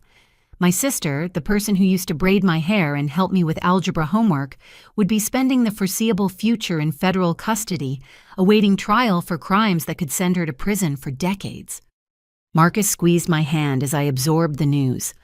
We were sitting in our kitchen surrounded by boxes of documents that our insurance company needed to process claims for the destroyed professional certificates and damaged property. The normalcy of the breakfast dishes in the sink and the morning sunlight streaming through our windows felt surreal compared to the gravity of what Agent Williams was telling me. "There's something else you need to know," Agent Williams continued. "During the investigation, we discovered that your sister's criminal activity is significantly more extensive than we initially realized." She explained that the search of Jenna's motel room and her electronic devices had revealed evidence of romance scams targeting victims across multiple states and international borders. She had been operating under at least 8 different fake identities, using sophisticated techniques to avoid detection while systematically bilking lonely individuals out of their savings. "We're now looking at potential victims in 12 states and 3 countries," Agent Williams said. "The total amount of money involved is approaching $100,000, and we're still investigating additional cases." $100,000. The number was staggering, representing a level of criminal enterprise that transformed Jenna from a troubled young woman making poor decisions into a professional fraud operator.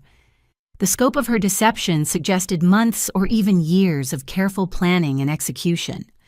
"How did she manage to avoid detection for so long?" I asked. "She was sophisticated in her methods," Agent Williams admitted. "She used virtual private networks to mask her location, created fake social media profiles with stolen photos, and maintained detailed records of her victims' personal information to make her stories more convincing. This wasn't amateur hour. She had developed genuine expertise in online fraud techniques." The conversation continued with Agent Williams explaining the legal process that would unfold over the coming months. Given the federal charges and the multi-state nature of the crimes, Jenna would be prosecuted in federal court, where sentences tend to be longer and parole opportunities more limited than in state courts. "Based on the evidence we have, she's looking at 15 to 25 years in federal prison," Agent Williams said matter-of-factly. "The prosecutor might consider a plea agreement if she cooperates fully and provides information about other fraud operations she may have encountered, but even with cooperation, she's facing significant prison time." 15 to 25 years. For someone who was 22 years old, that essentially meant spending her entire young adulthood in federal prison. The magnitude of the consequences was difficult to comprehend, especially for someone who had grown up thinking of Jenna as irresponsible rather than criminal. After the call ended, Marcus and I sat in silence for several minutes processing what we had learned. The sister I had been trying to help and understand for the past 2 weeks had been operating a sophisticated criminal enterprise while living in our parents' house and accepting their financial support. She had been stealing from elderly victims while crying about her inability to pay rent. She had been developing multiple fake identities while complaining about feeling lost and directionless. The level of deception was breathtaking in its scope and duration. While our family had been worrying about her emotional well-being and offering guidance about career development, she had been perfecting techniques for exploiting vulnerable people's loneliness and trust. My phone rang again, and I recognized the number as belonging to Harold, the retired teacher, who had been one of Jenna's victims.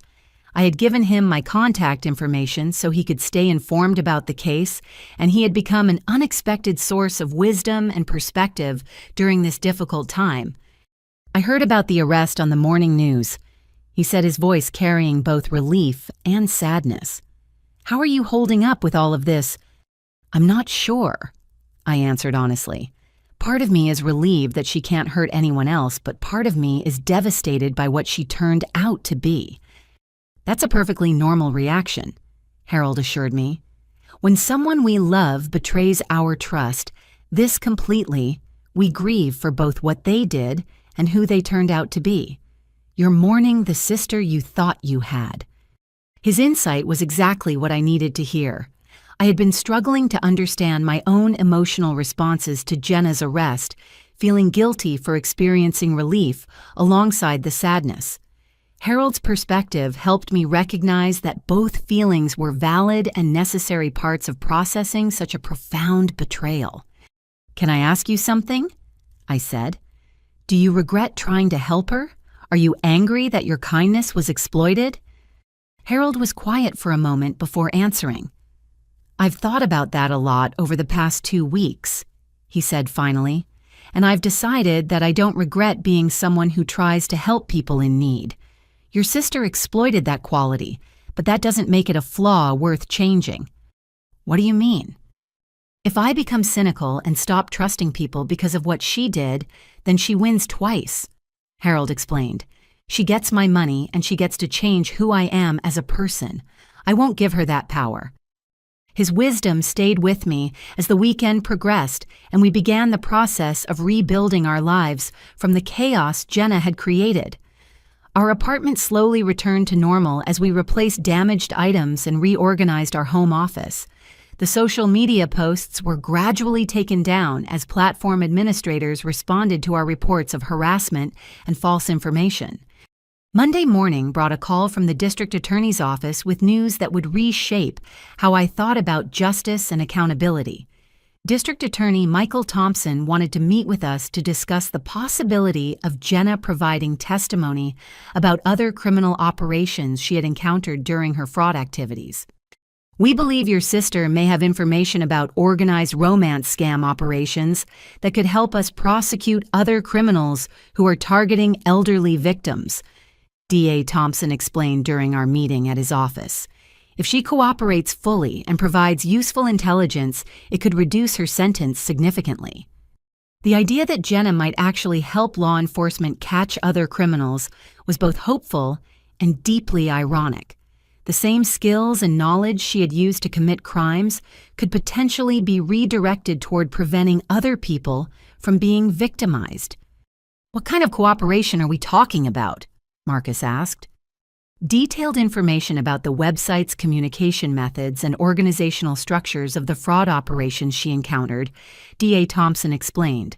Your sister appears to have been operating independently, but she would have encountered other scammers' learned techniques from online forums and possibly worked with money laundering operations to convert stolen funds. The possibility that Jenna's cooperation could lead to arrests of other criminals who were targeting vulnerable elderly victims gave the situation a dimension I hadn't anticipated. Perhaps some good could come from this nightmare if her knowledge could be used to protect other families from similar devastation.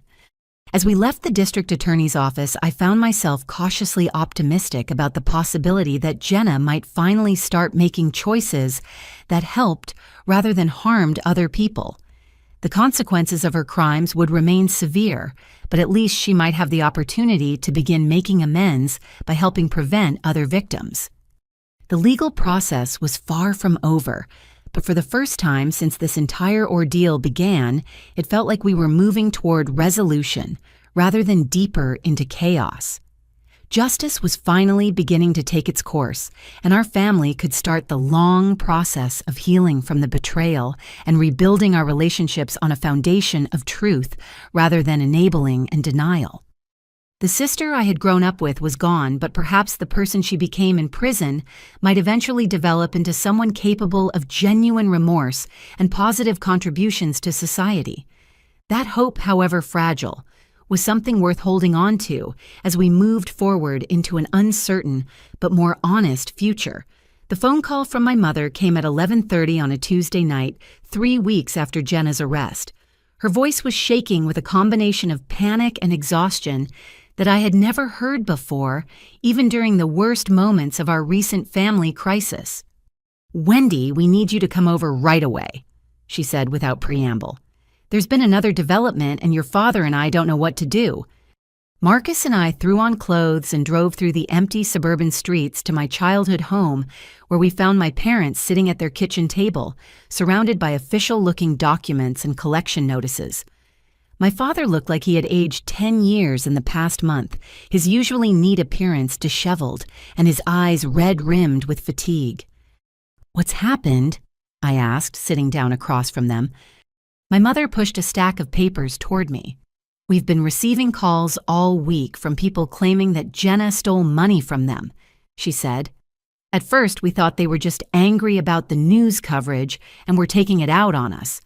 But then, Harold called." Harold, the retired teacher who had become our unlikely ally throughout this ordeal, had contacted my parents after receiving calls from other elderly victims who had tracked down our family's contact information. What he discovered through his conversations with these victims was more devastating than anything we had uncovered so far. Jenna has been using our personal information in her scam operations. My father explained, his voice barely above a whisper. She told her victims that she was our daughter, gave them our real address and phone number, and used details about our family history to make her stories more convincing. The implications hit me like a physical blow. It wasn't just that Jenna had stolen money from strangers. She had used our family's identity and reputation as tools in her criminal enterprise. The victims didn't just think they had been scammed by a random criminal. They believed they had been betrayed by members of our specific family. "How many people are we talking about?" Marcus asked. 17 that we know of so far. My mother said, tears starting to flow again. "They've been calling constantly, some of them, demanding that we pay back the money Jenna stole, others just wanting answers about how we could have raised someone capable of such cruelty." She showed me transcripts of some of the phone calls she had been documenting. An 84-year-old widow named Dorothy had sent Jenna $2,000 after being told that our father was dying of cancer and needed experimental treatment that insurance wouldn't cover. A retired veteran named Frank had contributed $1,500 to what he believed was a fund for our mother's emergency surgery. She used our real medical histories, my father said, his voice breaking. "She knew that I had a cancer scare 5 years ago and she told people it had come back.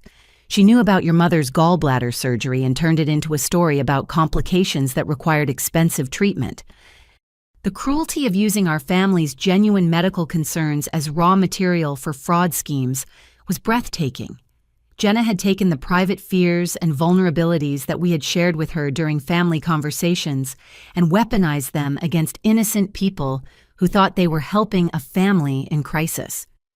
"There's more." My mother continued, pushing another stack of documents toward me. "We've discovered that Jenna has been using your father's identity for more than just loan applications." The papers revealed a systematic pattern of identity theft that had been going on for over a year.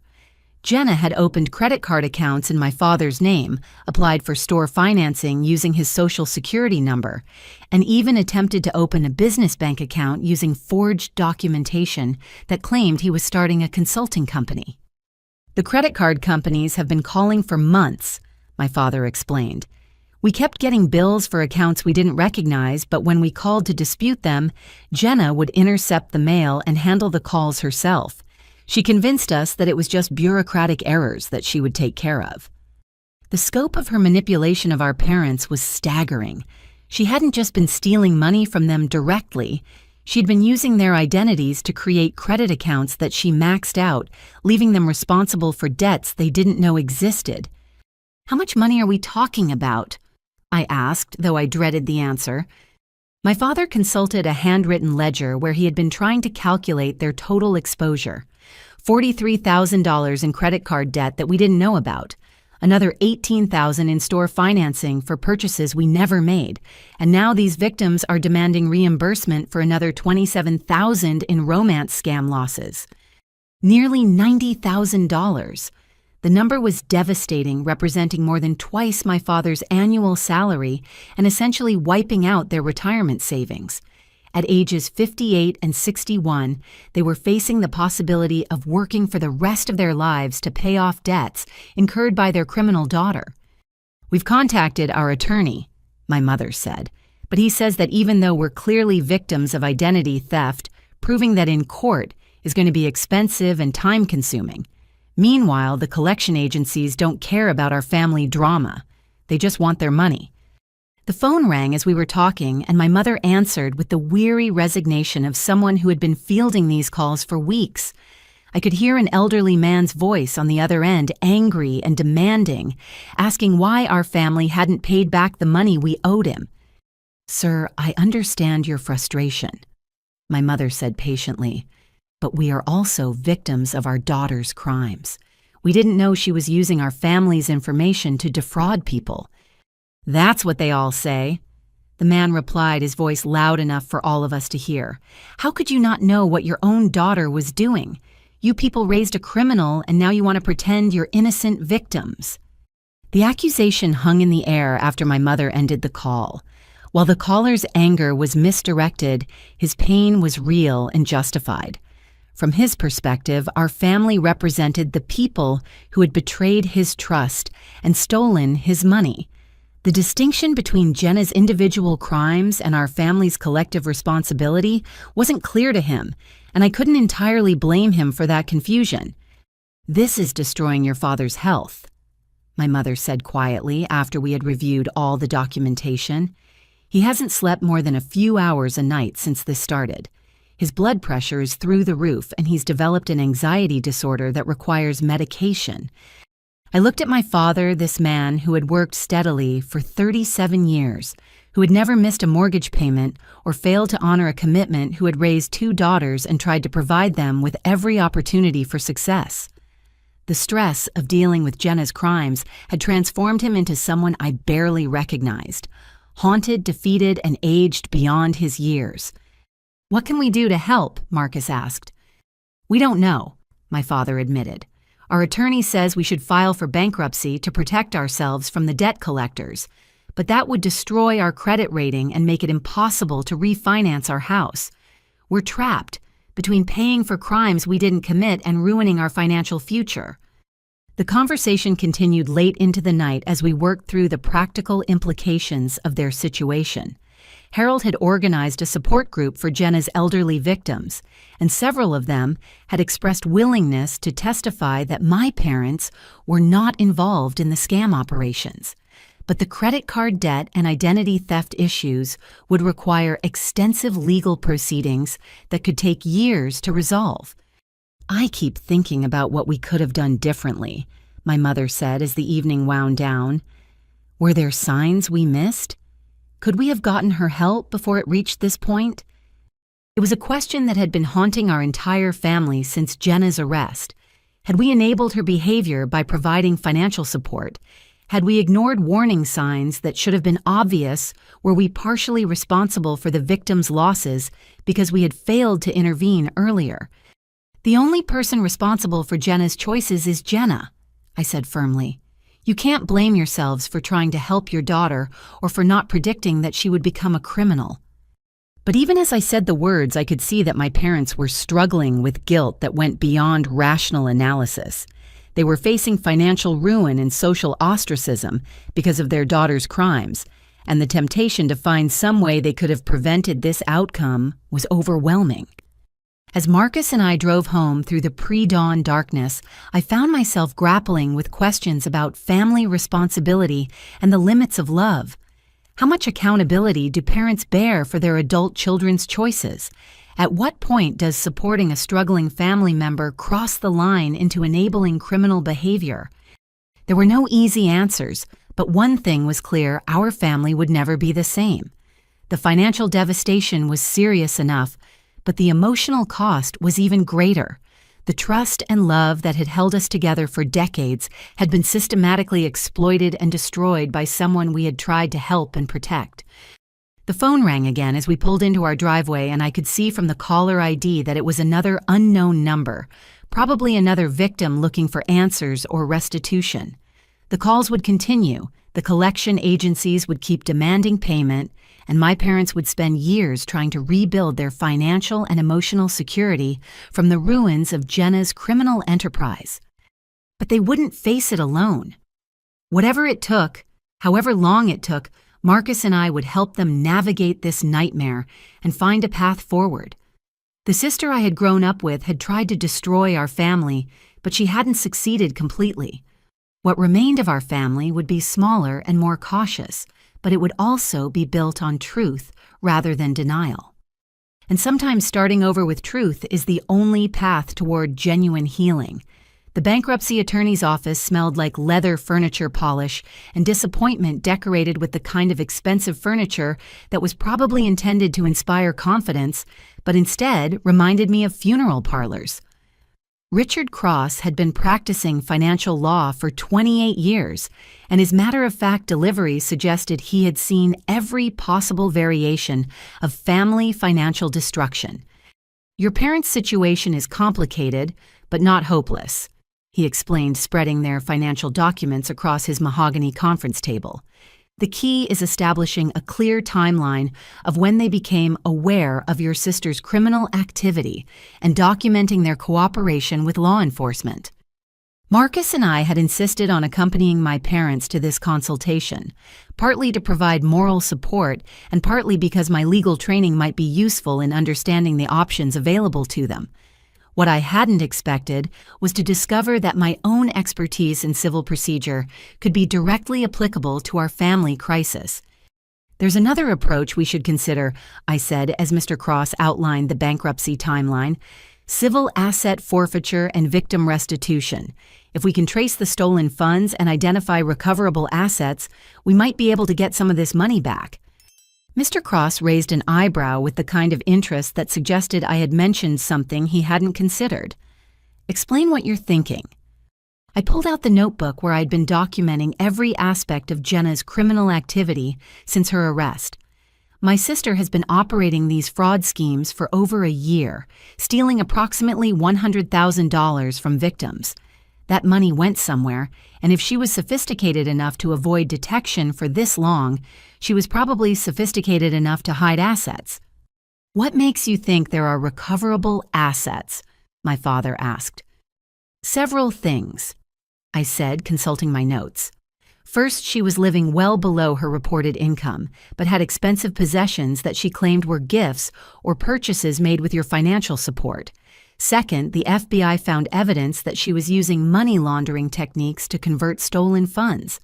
Third, she applied for that $30,000 loan even though she was already stealing successfully, which suggests she had specific plans for a large amount of money. I had spent the previous week working with a private investigator named Janet Morrison, using skills I had developed during law school research projects to trace Jenna's financial activities. What we discovered was evidence of a level of planning and sophistication that transformed our understanding of her criminal enterprise. She opened a storage unit 8 months ago under a slightly different variation of her name. I continued showing Mr. Cross the documentation Janet had uncovered. She's been making regular payments on this unit even while claiming she couldn't afford basic living expenses. The storage unit was registered under the name Jennifer L. Henderson, instead of her legal name, Jenna Louise Henderson. a small change that had allowed her to avoid detection while maintaining plausible deniability if anyone discovered it. The monthly payments were made through automatic withdrawals from a checking account that none of our family knew existed. We also found evidence of a second bank account at a different institution. I continued. This account was opened 13 months ago, right around the time we believe her fraud activities began escalating.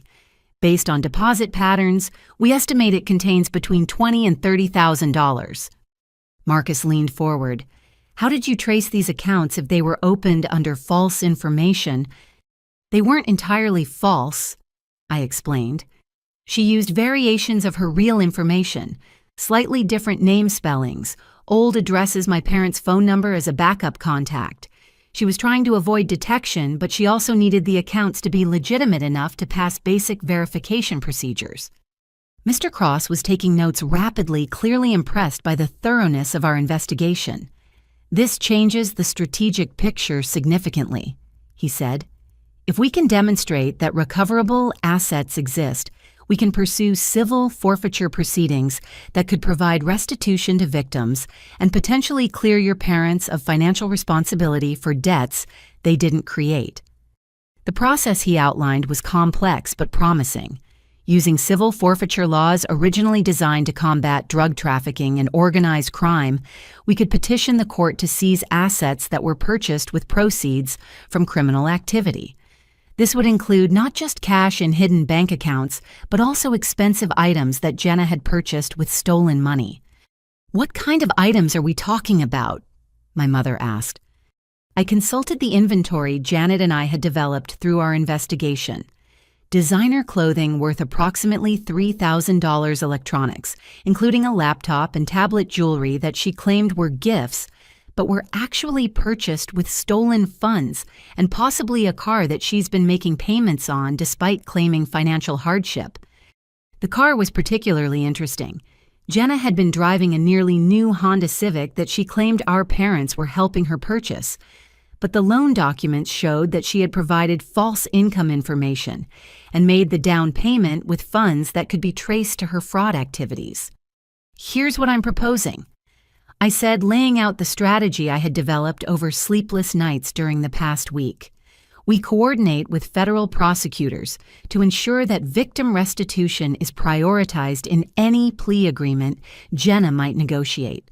We simultaneously pursue civil asset forfeiture to recover hidden funds and assets, and we document my parents' cooperation with law enforcement to establish their victim status rather than their potential liability. Mr. Cross nodded approvingly.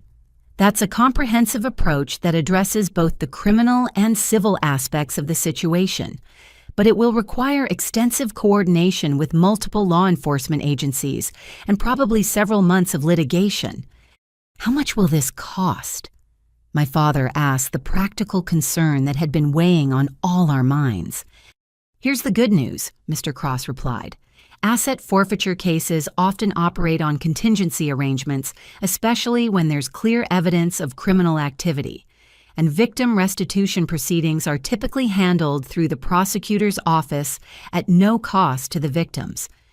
Over the following weeks, our strategy began producing results that exceeded our most optimistic expectations. The storage unit search conducted under warrant revealed not only expensive items that Jenna had purchased with stolen money, but also detailed records of her criminal activities that she had apparently been maintaining for tax evasion purposes. She was treating fraud like a legitimate business, Agent Williams explained during a meeting at the FBI field office. She kept spreadsheets tracking her victims, their personal information, and the amounts she stole from each one. She even calculated quarterly earnings and projected annual income from her criminal activities. The records revealed a level of organization and planning that transformed Jenna from a troubled young woman into a criminal entrepreneur. She had developed standardized scripts for different types of scam approaches, maintained detailed profiles of successful manipulation techniques, and even tracked which dating platforms produced the highest return on investment for her fraud schemes. But the most shocking discovery was evidence that she had been planning to expand her operations internationally, with research files on romance scam techniques used in other countries and preliminary plans for recruiting additional scammers to work under her direction. She was essentially building a criminal organization, Agent Williams continued. If we hadn't caught her when we did, she could have been running a multi-person fraud operation within another year or two. The bank account Janet and I had identified contained $27,000 money that was immediately frozen pending forfeiture proceedings. Additional accounts we discovered through the records in the storage unit brought the total recoverable funds to nearly $40,000. Combined with the value of seized assets and the cooperation of federal prosecutors in prioritizing victim restitution, we were able to create a recovery plan that would reimburse approximately 60% of the money Jenna had stolen from elderly victims. While this wouldn't make the victims whole, it was significantly more than most fraud victims ever recover. The best part, Mr. Cross explained during our final strategy meeting, is that the asset recovery also provides leverage for clearing your parents' credit issues. When we can demonstrate that Jenna had hidden funds available, it becomes much easier to prove that the identity theft was deliberate rather than desperate. 6 weeks after we began implementing our recovery strategy, my parents received a letter from the federal prosecutor's office confirming that they would not face any liability for debts incurred through Jenna's identity theft and that the recovered assets would be applied first to victim restitution and then to clearing fraudulent accounts opened in their names. The financial nightmare wasn't completely over, but for the first time since Jenna's crimes came to light, my parents could see a path forward that didn't involve bankruptcy or financial ruin. More importantly, they could begin to rebuild their reputation in the community and their relationships with Jenna's victims. Harold called the day after the prosecutor's announcement with news that brought tears to my eyes. "The victim support group wanted me to tell your family something," he said. "We've decided to start a fund to help other families who are dealing with similar situations. We want to call it the Henderson Family Recovery Fund in honor of how your parents handled this situation with dignity and cooperation." The idea that our family's name, which had been associated with shame and criminal activity for months, might be remembered instead for resilience and integrity, felt like a gift we didn't deserve. But Harold's wisdom had taught me that sometimes the best response to betrayal is not bitterness, but a commitment to helping others avoid similar pain. As I hung up the phone and shared the news with Marcus, I realized that Jenna's attempt to destroy our family had ultimately brought out qualities we didn't know we possessed. We had learned to fight back strategically rather than emotionally, to seek justice rather than revenge, and to rebuild rather than just survive. The sister I had grown up with was gone, but the family that remained was stronger than it had ever been. And sometimes that kind of transformation is worth the price of the lessons that create it. The federal courthouse in downtown Richmond was an imposing building of granite and glass that seemed designed to remind everyone entering it that justice was serious business. Marcus and I arrived 45 minutes early for Jenna's sentencing hearing, joining my parents and Harold's victim support group in the lobby where we waited nervously for our case to be called. Judge Patricia Williams had a reputation for being thorough, fair, and utterly intolerant of attempts to manipulate the court system. She was in her mid-50s with graying hair pulled back in a severe bun and the kind of piercing gaze that probably made defendants reconsider their life choices. Her courtroom was decorated with American flags and portraits of previous federal judges, creating an atmosphere of dignity and authority that felt appropriate for the gravity of the proceedings.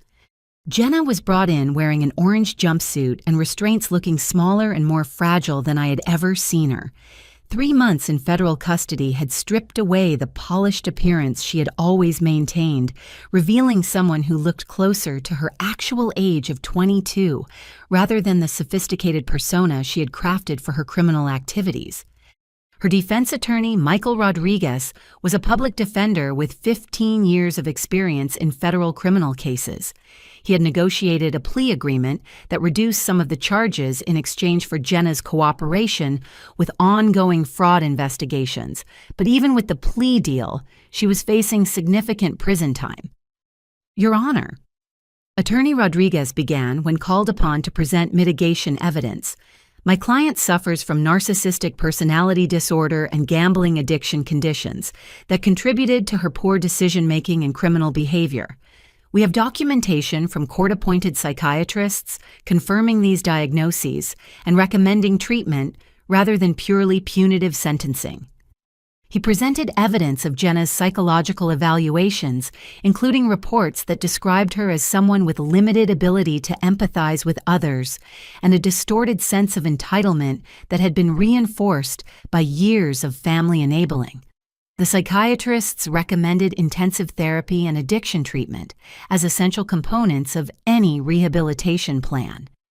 But as Attorney Rodriguez continued his presentation, it became clear that the psychological evaluations had revealed more than just explanations for Jenna's behavior.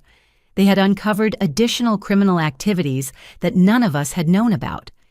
During the evaluation process, Attorney Rodriguez continued reluctantly, "My client disclosed information about financial crimes she committed beyond those covered in the current charges. She has been stealing from her former employer, a nonprofit organization serving homeless veterans for approximately 18 months. The revelation hit the courtroom like a bomb. Judge Williams' expression darkened as she processed the implications of what she was hearing. Stealing from a charity serving veterans wasn't just another financial crime. It was a betrayal of the most vulnerable members of society. Federal Prosecutor James Thompson stood to address the court. Your Honor, this disclosure confirms our assessment that the defendant's criminal behavior is far more extensive and systematic than initially understood.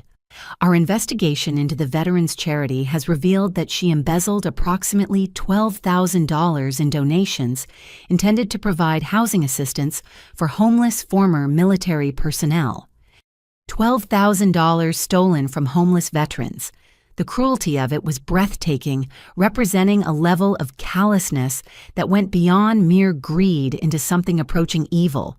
These were donations from community members who had sacrificed their own resources to help people who had served their country and fallen on hard times. The defendant used her position as a part-time administrative assistant to access donor information and divert funds to personal accounts. Prosecutor Thompson continued, she specifically targeted recurring donors redirecting their automatic monthly contributions to accounts under her control. Some of these thefts continued for over a year before being discovered. Judge Williams turned to Jenna directly. Ms. Henderson, do you understand that you have been stealing money that was intended to help homeless veterans find housing and medical care? Jenna's voice was barely audible as she responded, Yes, Your Honor. And do you understand that your actions may have directly contributed to veterans remaining homeless or being unable to access necessary medical treatment? Yes, Your Honor.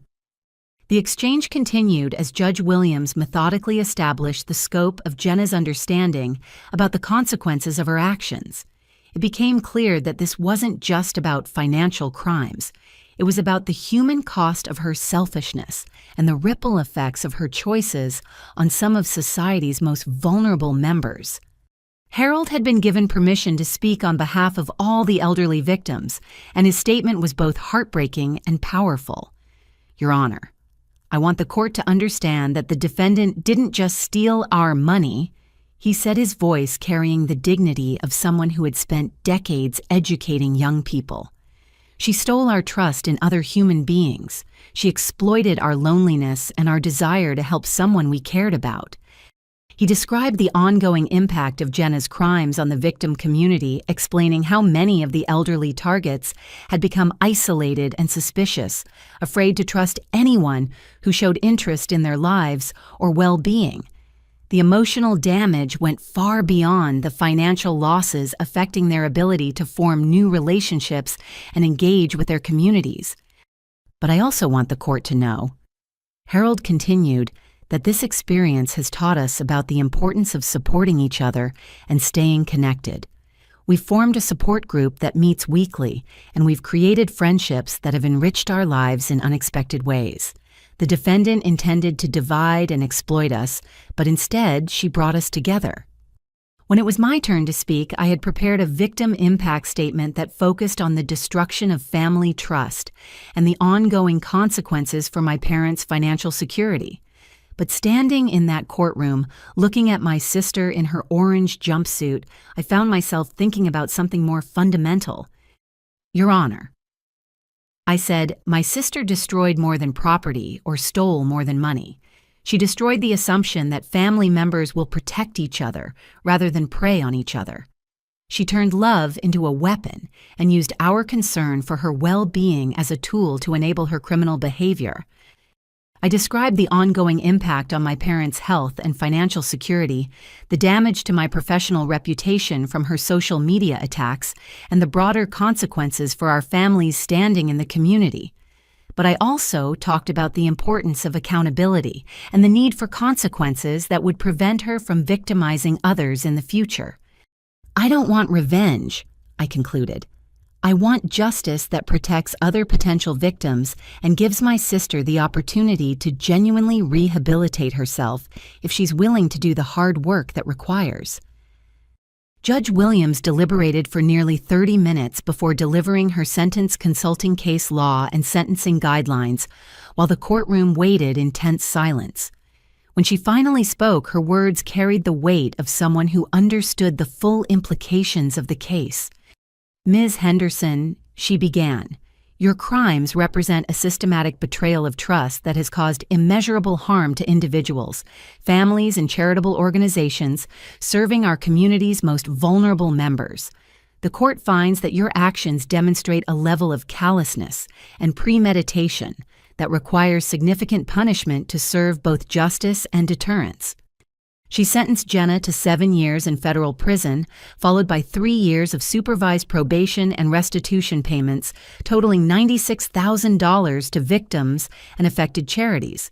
The sentence was longer than the plea agreement had suggested, but shorter than the maximum penalties she could have faced. The court is also ordering that you participate in intensive psychological counseling throughout your incarceration and probation period. Judge Williams continued, your cooperation with ongoing fraud investigations is noted and appreciated, but it does not excuse the magnitude of harm you have caused to innocent people. As the hearing concluded and Jenna was led away to begin her prison sentence, I felt a complex mixture of emotions that I was still processing hours later. Relief that she could no longer harm other victims, sadness for the sister I had lost, and hope that 7 years might be enough time for her to develop genuine remorse and empathy for the people she had hurt. The legal process was finally complete, but the emotional process of rebuilding our family and community was just beginning. Justice had been served, but healing would take much longer than any court proceeding could address. As we left the courthouse, Harold took my arm gently. Your sister will have the opportunity to change if she chooses to take it, he said. 7 years is a long time to think about the consequences of her choices and the people she hurt. Sometimes that's what it takes for someone to finally understand the difference between right and wrong. I hoped he was right. For all our sakes, I hoped that someday the person who emerged from federal prison would be someone capable of genuine remorse, real empathy, and positive contributions to society. But whether or not that transformation occurred, our family had finally learned to protect ourselves and others from her destructive choices. The gavel had fallen, justice had been served, and we could finally begin the long process of moving forward with our lives. 6 months after the sentencing, our lives had settled into a rhythm that felt almost normal, though normal now meant something different than it had before Jenna's crimes unraveled our family's foundations. Marcus and I were living in a new apartment closer to downtown, having moved partly for practical reasons, and partly because we needed a fresh start in a space that wasn't connected to the chaos of the previous year. My professional reputation had largely recovered from Jenna's social media attacks, helped by the strong support of my colleagues at Henderson and Associates, and by my proactive work in helping other families navigate similar crises. Janet Henderson had offered me the opportunity to develop a specialty practice in family financial crime cases, working with clients whose loved ones had victimized them through fraud or theft. Your experience gives you a unique perspective that can really help people, Janet explained during my 6-month review. You understand both the legal complexities and the emotional devastation in ways that most attorneys simply cannot. The work was challenging but meaningful, allowing me to channel my experience with Jenna's crimes into something that could help other families avoid or recover from similar betrayals. I had already assisted 3 families in pursuing asset forfeiture cases, helped 2 elderly couples navigate identity theft recovery, and provided guidance to a nonprofit organization that discovered employee embezzlement. My parents had made remarkable progress in rebuilding their financial security and emotional well-being. The asset recovery had eliminated most of their fraudulent debt, and my father's health had improved significantly once the daily stress of collection calls and credit disputes was resolved. They had started attending counseling sessions with a therapist who specialized in family trauma, working through years of enabling behaviors and learning to establish healthier boundaries. "We're learning to distinguish between helping and enabling," my mother explained during one of our weekly dinners. "It's harder than you might think to change patterns that have been in place for decades, but we're committed to doing the work." They had also become involved with Harold's Victim Support Group, which had evolved into a community organization focused on elder fraud prevention and family financial crime education. My father had developed a presentation about identity theft warning signs that he delivered at senior centers and community colleges, turning his painful experience into a tool for protecting other families. But the most unexpected development came on a Tuesday afternoon in late autumn, when I received a phone call from someone I never expected to hear from again. "Mrs. Patterson, this is Harold Martinez. I hope you remember me." "Of course, Harold," I said, pleased to hear from him. "How are you doing?" "I'm doing well, thank you, but I'm calling because I have some information that I think you and your family should know. It's about your sister." My heart started pounding. Jenna had been in federal prison for 8 months, and we had deliberately avoided contact with her or information about her situation. The therapist we had been seeing had recommended that we focus on our own healing, rather than trying to manage her rehabilitation from the outside. "What kind of information?" I asked cautiously. "I've been corresponding with her," Harold said. "I know that probably sounds strange, but after the trial I felt like I wanted to understand what had motivated her actions. I started writing to her as part of my own healing process." Harold explained that he had begun writing to Jenna shortly after her sentencing initially as a way to process his own anger and confusion about being victimized. What had started as an exercise in emotional healing had developed into a genuine correspondence that had given him insights into Jenna's psychological state and rehabilitation progress. "She's changed, Wendy," Harold said, his voice carrying a mixture of surprise and cautious optimism. "I mean genuinely changed, not just saying what she thinks people want to hear. She's been participating in every available counseling program, working with a prison psychologist who specializes in personality disorders. And she's been providing information about other fraud operations that has led to additional arrests." Harold read me excerpts from Jenna's recent letters, which were markedly different from any communication I had ever received from her. Instead of self-pity and blame-shifting, her words reflected genuine remorse and accountability for her actions. She had written detailed apologies to each of her victims, not asking for forgiveness, but taking responsibility for the specific harms she had caused. She asked me to help her understand the impact of her crimes on each victim. Harold continued. She wants to write individual letters of apology, but only if the victims want to receive them. She's not asking for forgiveness or reduced sentences. She just wants people to know that she understands what she did was wrong. The idea that Jenna might actually be developing genuine empathy and remorse was both hopeful and difficult to accept. After years of manipulation and false promises, how could any of us know whether this transformation was real or just another performance designed to manipulate the parole system? "Has she asked about our family?" I asked. "She has," Harold admitted, "but not in the way you might expect. She asked me to make sure you knew that she doesn't expect forgiveness and isn't looking for renewed contact. She said she understands that she destroyed your trust and that rebuilding it, if it's even possible, would be a long process that would have to be entirely on your family's terms." Harold's description of his correspondence with Jenna continued for nearly an hour, painting a picture of someone who was finally confronting the reality of her actions and their consequences.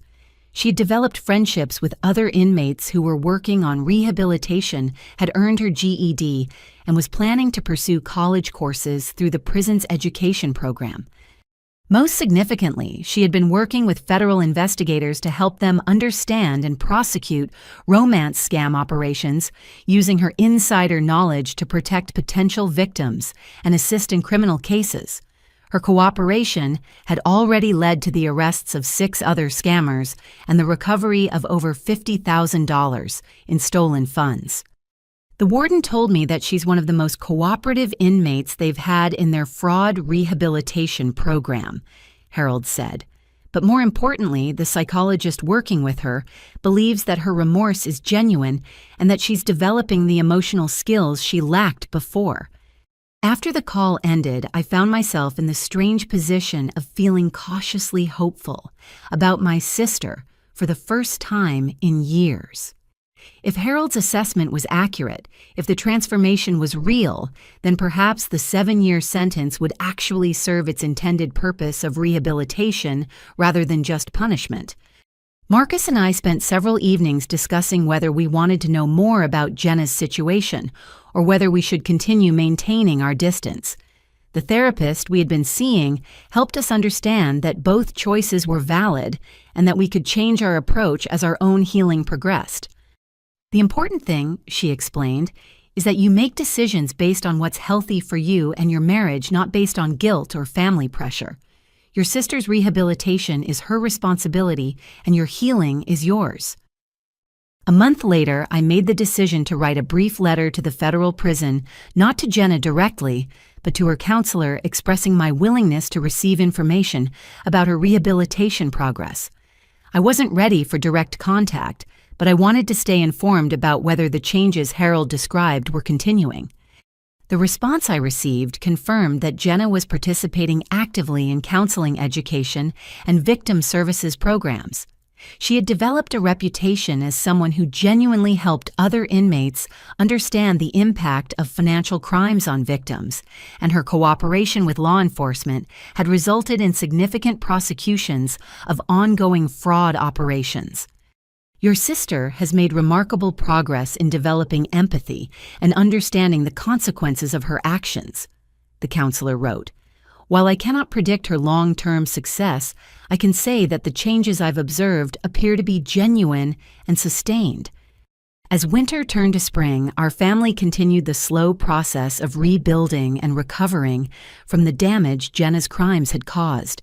We were learning to trust each other again, to communicate more honestly about our feelings and boundaries, and to recognize the difference between love and enabling. The wounds were still healing and probably always would be to some extent, but we were stronger than we had been before, more honest about our relationships, and better equipped to protect ourselves and others from similar betrayals in the future. If Jenna's transformation was genuine, if she was truly developing into someone capable of remorse and positive contributions to society, then perhaps some good could eventually come from all the pain she had caused. But whether or not that happened, our family had learned to build our happiness and security on our own choices rather than depending on her to change. And that independence, that emotional self-sufficiency, felt like the most important victory of all. The letter arrived on a Thursday morning in late spring, 18 months after Jenna's sentencing, and 6 months after I had begun receiving periodic updates about her rehabilitation progress. The return address was familiar, the federal correctional institution where she was serving her sentence. But this letter was different from the official reports I had been receiving from her counselor. This one was addressed to me personally in handwriting I recognized, despite the years that had passed since I had seen it. Marcus found me sitting at our kitchen table staring at the unopened envelope with a mixture of curiosity and apprehension. We discussed the possibility that Jenna might eventually want to communicate directly, and I had told her counselor that I would be willing to read a letter if certain conditions were met. "Are you ready for this?" Marcus asked, gently sitting down beside me. "I think so," I said, though I wasn't entirely sure what ready meant in this context. The letter was 4 pages long, written in the careful handwriting of someone who had taken considerable time to choose their words precisely. But what struck me immediately was the tone. There was none of the manipulation or self-pity that had characterized Jenna's previous communications. Instead, her words carried a weight of responsibility and genuine reflection that I had never seen from her before. "Dear Wendy," it began, "I know that anything I say to you will sound inadequate compared to the pain I've caused, but I need you to know that I finally understand what I did to you, to our family, and to all the people I victimized through my crimes." She described her first year in prison as a process of gradual awakening to the reality of her actions and their consequences. The intensive therapy sessions, the confrontation with victim stories, and the daily reality of being surrounded by other people whose poor choices had led them to federal custody had forced her to confront aspects of her personality and behavior that she had spent years avoiding. "I used to think that I was just someone who had bad luck who couldn't catch a break in life," she wrote. "I blamed you for being more successful. I blamed our parents for not giving me enough support, and I blamed my victims for being naive enough to trust me. It took me months of counseling to understand that I was the common denominator in all of these situations." The letter continued with detailed acknowledgments of specific harms she had caused, written with a level of insight and empathy that surprised me. She understood that stealing from our grandmother wasn't just about money. It was about violating the trust of someone who loved her unconditionally. She recognized that destroying my wedding cake wasn't just property damage. It was an attack on one of the most important days of my life. But the section that affected me most deeply was her reflection on the elderly victims she had scammed through her romance fraud schemes. "I've been working with a victim impact counselor who helped me understand what loneliness feels like for people who have lost their spouses after decades of marriage," she wrote. "I created fake relationships with people who were genuinely looking for companionship, and I exploited their grief and hope for my own financial gain. I stole more than their money. I stole their ability to trust other people and damaged their faith in human goodness." Jenna described how she had been working with federal investigators to help them understand and prosecute romance scam operations, using her insider knowledge to protect potential victims and assist in criminal cases. Her cooperation had led to the arrests of 12 additional scammers and the development of educational materials that were being used by law enforcement agencies across multiple states. "I can't undo the damage I caused," she wrote, "but I can make sure that other people don't fall victim to the kinds of schemes I used to run. I've been working with the FBI's Fraud Prevention Unit to develop training materials for elderly community centers, and I've provided testimony in 6 federal cases against other romance scammers." The letter also included information about her educational progress and future plans.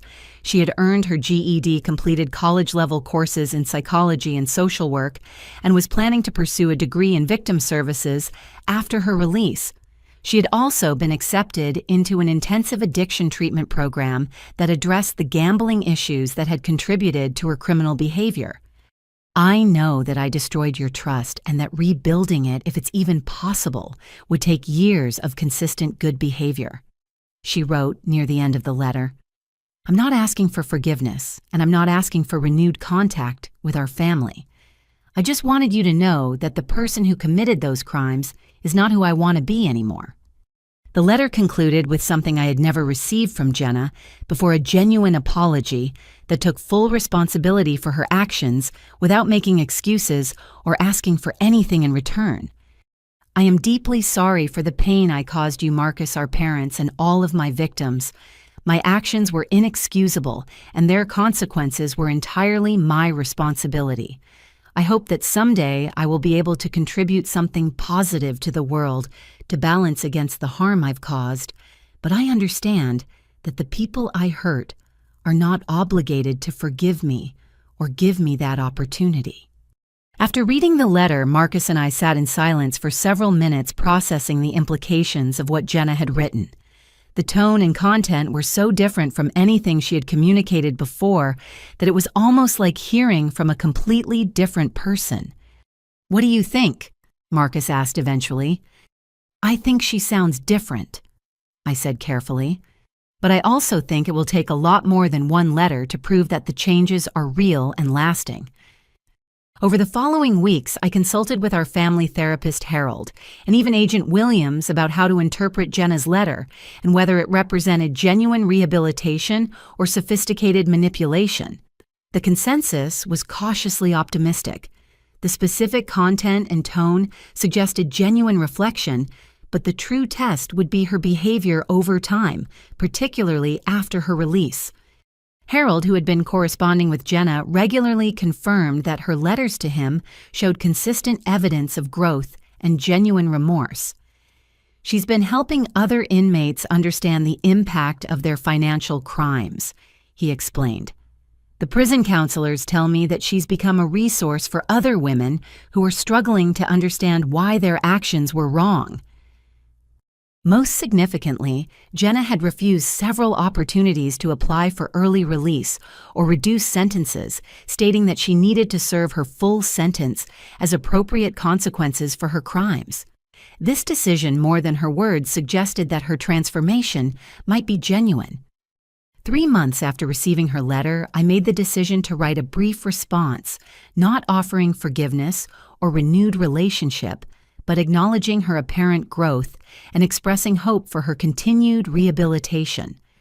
I set clear boundaries about future communication and explained that any relationship between us would depend on years of consistent good behavior after her release. "I'm glad to hear about your progress," I wrote. "The person you describe in your letter sounds like someone who might be capable of positive contributions to society. I hope that person continues to develop and grow stronger over the remaining years of your sentence." I also included information about our family's healing and recovery, making it clear that we had built happy, successful lives that were independent of her choices or rehabilitation. Whether or not she continued to grow and change, we would be fine. The letter I received in response was brief and gracious, thanking me for my willingness to communicate and reaffirming her commitment to rehabilitation without expecting anything from our family in return. It was the kind of response that suggested she truly understood the boundaries I had set and the work she still needed to do. As I filed her letters away in a folder labeled Jenna Prison Correspondence, I reflected on how much our family had changed since her crimes first came to light. We had learned to distinguish between love and enabling, between forgiveness and reconciliation, between hope for someone's rehabilitation and dependence on their good behavior for our own happiness. The sister I had grown up with was gone, but perhaps in her place was someone who might eventually become a person worthy of cautious respect. The transformation wasn't complete and it might not be permanent, but for the first time in years it felt possible that Jenna might actually become someone capable of genuine remorse and positive contributions to society. Whether or not that possibility became reality, our family had learned to build our happiness and security on our own choices and relationships. We had survived betrayal, rebuilt our lives, and discovered strengths we never knew we possessed. And sometimes that kind of resilience is the most important victory of all. 5 years have passed since that devastating Saturday evening when Jenna destroyed my wedding cake and stole my rings, and as I sit in the law office that now bears my name, Patterson Family Recovery Law, I find myself reflecting on the journey that brought me to this moment. The afternoon sunlight streams through windows that overlook a thriving downtown area, illuminating diplomas and certificates that represent not just my professional achievements, but my family's resilience in the face of unimaginable betrayal. Marcus and I celebrated our 6th anniversary last month with a quiet dinner at home, sharing homemade chocolate cake, while our 2-year-old daughter Grace played with building blocks on the living room floor. The simplicity of that evening, just the 3 of us, no elaborate decorations or expensive venues, felt more meaningful than any grand celebration could have been. We had learned that the most profound joys are found in ordinary moments shared with people who truly love and support each other.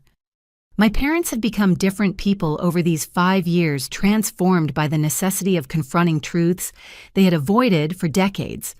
They completed 2 years of family therapy and have developed the kind of honest communication skills that should have been established when Jenna and I were children.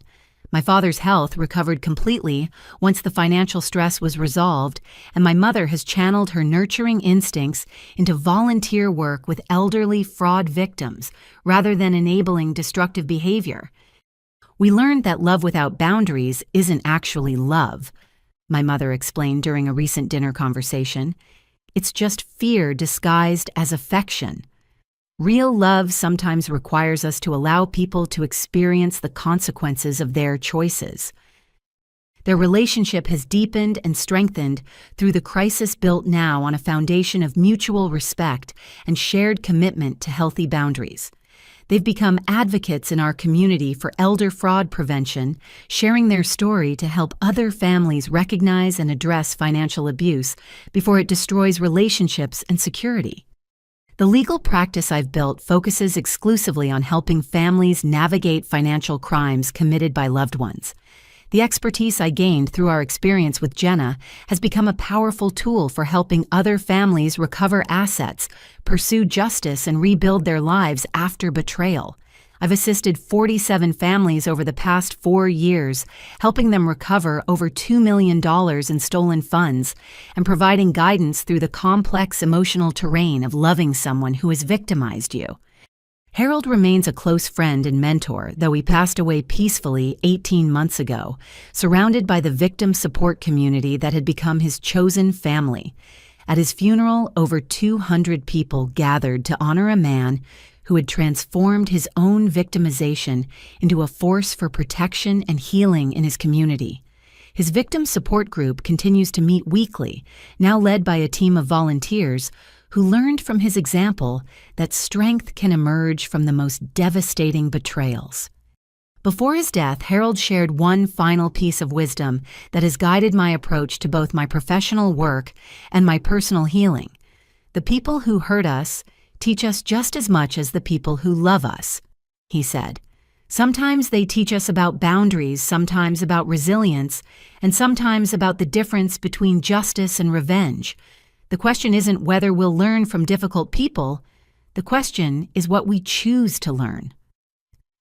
Jenna was released from federal prison 8 months ago after serving her full 7-year sentence. She chose not to request early release or participate in halfway house programs, stating in her final letter to the court that she wanted to serve her complete sentence as appropriate accountability for her crimes. Upon release, she moved to a different state, where she had been accepted into a victim services program, working with elderly fraud victims to help them navigate recovery and protection services. We have maintained limited contact through her victim services supervisor, receiving periodic updates about her work and rehabilitation progress. The reports consistently describe someone who has maintained the personal growth that began during her incarceration, someone who channels her understanding of manipulation tactics into protecting vulnerable people rather than exploiting them. "Your sister has become one of our most effective counselors," her supervisor wrote in a recent update. Her insight into the psychology of financial predators allows her to help victims understand what happened to them and develop strategies for avoiding future victimization. Jenna has not requested renewed contact with our family, respecting the boundaries we established years ago. She sends a brief card on my birthday and Grace's birthday each year, not asking for responses, but simply acknowledging important moments in our lives. The cards are appropriate and respectful, expressing hope for our continued happiness without inserting herself into our celebrations. Marcus and I have decided to tell Grace about her aunt when she's old enough to understand complex family dynamics, but we'll frame the story as a lesson about choices and consequences rather than a source of family shame. We want her to understand that people she loves are capable of disappointing her, but that those disappointments don't define her worth or limit her potential for happiness. Everyone has someone in their family who makes bad choices, Marcus said during one of our conversations about how to handle this topic. The important thing is that Grace learns to love people without being responsible for their decisions. My professional work has taught me that our family's experience, while devastating, is unfortunately not unique. Financial crimes committed by family members affect thousands of families each year, destroying trust and security in ways that often go unreported and unaddressed. The legal system is slowly developing better tools for handling these cases, but the emotional recovery process remains a largely individual journey that each family must navigate based on their own values and circumstances. The most important lesson I've learned is that forgiveness and reconciliation are separate processes that don't necessarily occur together. I have forgiven Jenna in the sense that I no longer carry anger about her actions, but that forgiveness doesn't obligate me to restore the relationship we had before her crimes. Forgiveness can be a gift you give yourself independent of whether the person who hurt you deserves it or has earned it. Justice, I've discovered, is also more complex than I once understood. True justice isn't just about punishment, it's about accountability, protection of potential future victims, and the opportunity for rehabilitation when that's possible. Jenna's sentence served all of these purposes, providing consequences for her actions while creating space for the personal growth that allows her to contribute positively to society today. The financial recovery we achieved through asset forfeiture and victim restitution funds helped our family rebuild, but the emotional recovery required something different. A commitment to building our happiness on relationships and choices we could control, rather than depending on other people's good behavior for our security and peace of mind. As I finish writing notes for tomorrow's client meetings and prepare to head home for dinner with my family, I find myself grateful for lessons I never wanted to learn. Jenna's betrayal taught us about resilience we didn't know we possessed, showed us the difference between love and enabling, and ultimately made us stronger and more authentic in all our relationships. The sister I grew up with is gone, but the family that survived her crimes is built on a foundation of truth, mutual respect, and healthy boundaries that will protect Grace from the dysfunction that enabled Jenna's destructive choices. We've learned to celebrate ordinary moments to trust, but verify, and to find joy in relationships that are based on reciprocal care rather than one-sided sacrifice. Sometimes the worst betrayals clear the way for the most authentic relationships, and sometimes losing someone we thought we loved allows us to discover the people who truly deserve our trust and affection. Tonight, Marcus and I will read bedtime stories to Grace, grateful for the simple blessing of a family built on honesty and mutual respect. Tomorrow, I'll help another family navigate the complex terrain of financial betrayal, using our experience to guide them toward recovery and healing. And someday, perhaps Jenna will have rebuilt enough trust and demonstrated enough consistent good behavior that we might consider a carefully boundaried relationship. But whether or not that day comes, our family's happiness and security are no longer dependent on her choices. We've learned to build our lives on the love we can trust, the relationships that serve us all well, and the choices that reflect our values rather than our fears. And in the end, that independence and authenticity feel like the most valuable gifts we could have received, even if they came through a path we never would have chosen. Have you ever had to set difficult boundaries with someone you love to protect yourself and your family? Sometimes the most loving thing we can do is refuse to enable destructive behavior, even when it means losing the relationship we thought we had. I'd love to hear your thoughts about forgiveness, accountability, and the difference between love and enabling in the comments below. If this story resonated with you, please like this video and subscribe to hear more stories about resilience, family dynamics, and the courage it takes to protect yourself from people who want to take advantage of your kindness. And please share this with anyone who might be struggling with similar situations. Sometimes knowing that others have survived and rebuilt can provide the strength needed to make difficult but necessary choices. Thank you for listening to my story, and remember that your worth and happiness are not determined by other people's choices. You have the power to build a life based on truth, respect, and authentic relationships, no matter what challenges you may be facing right now. Until next time, protect your peace and trust your instincts.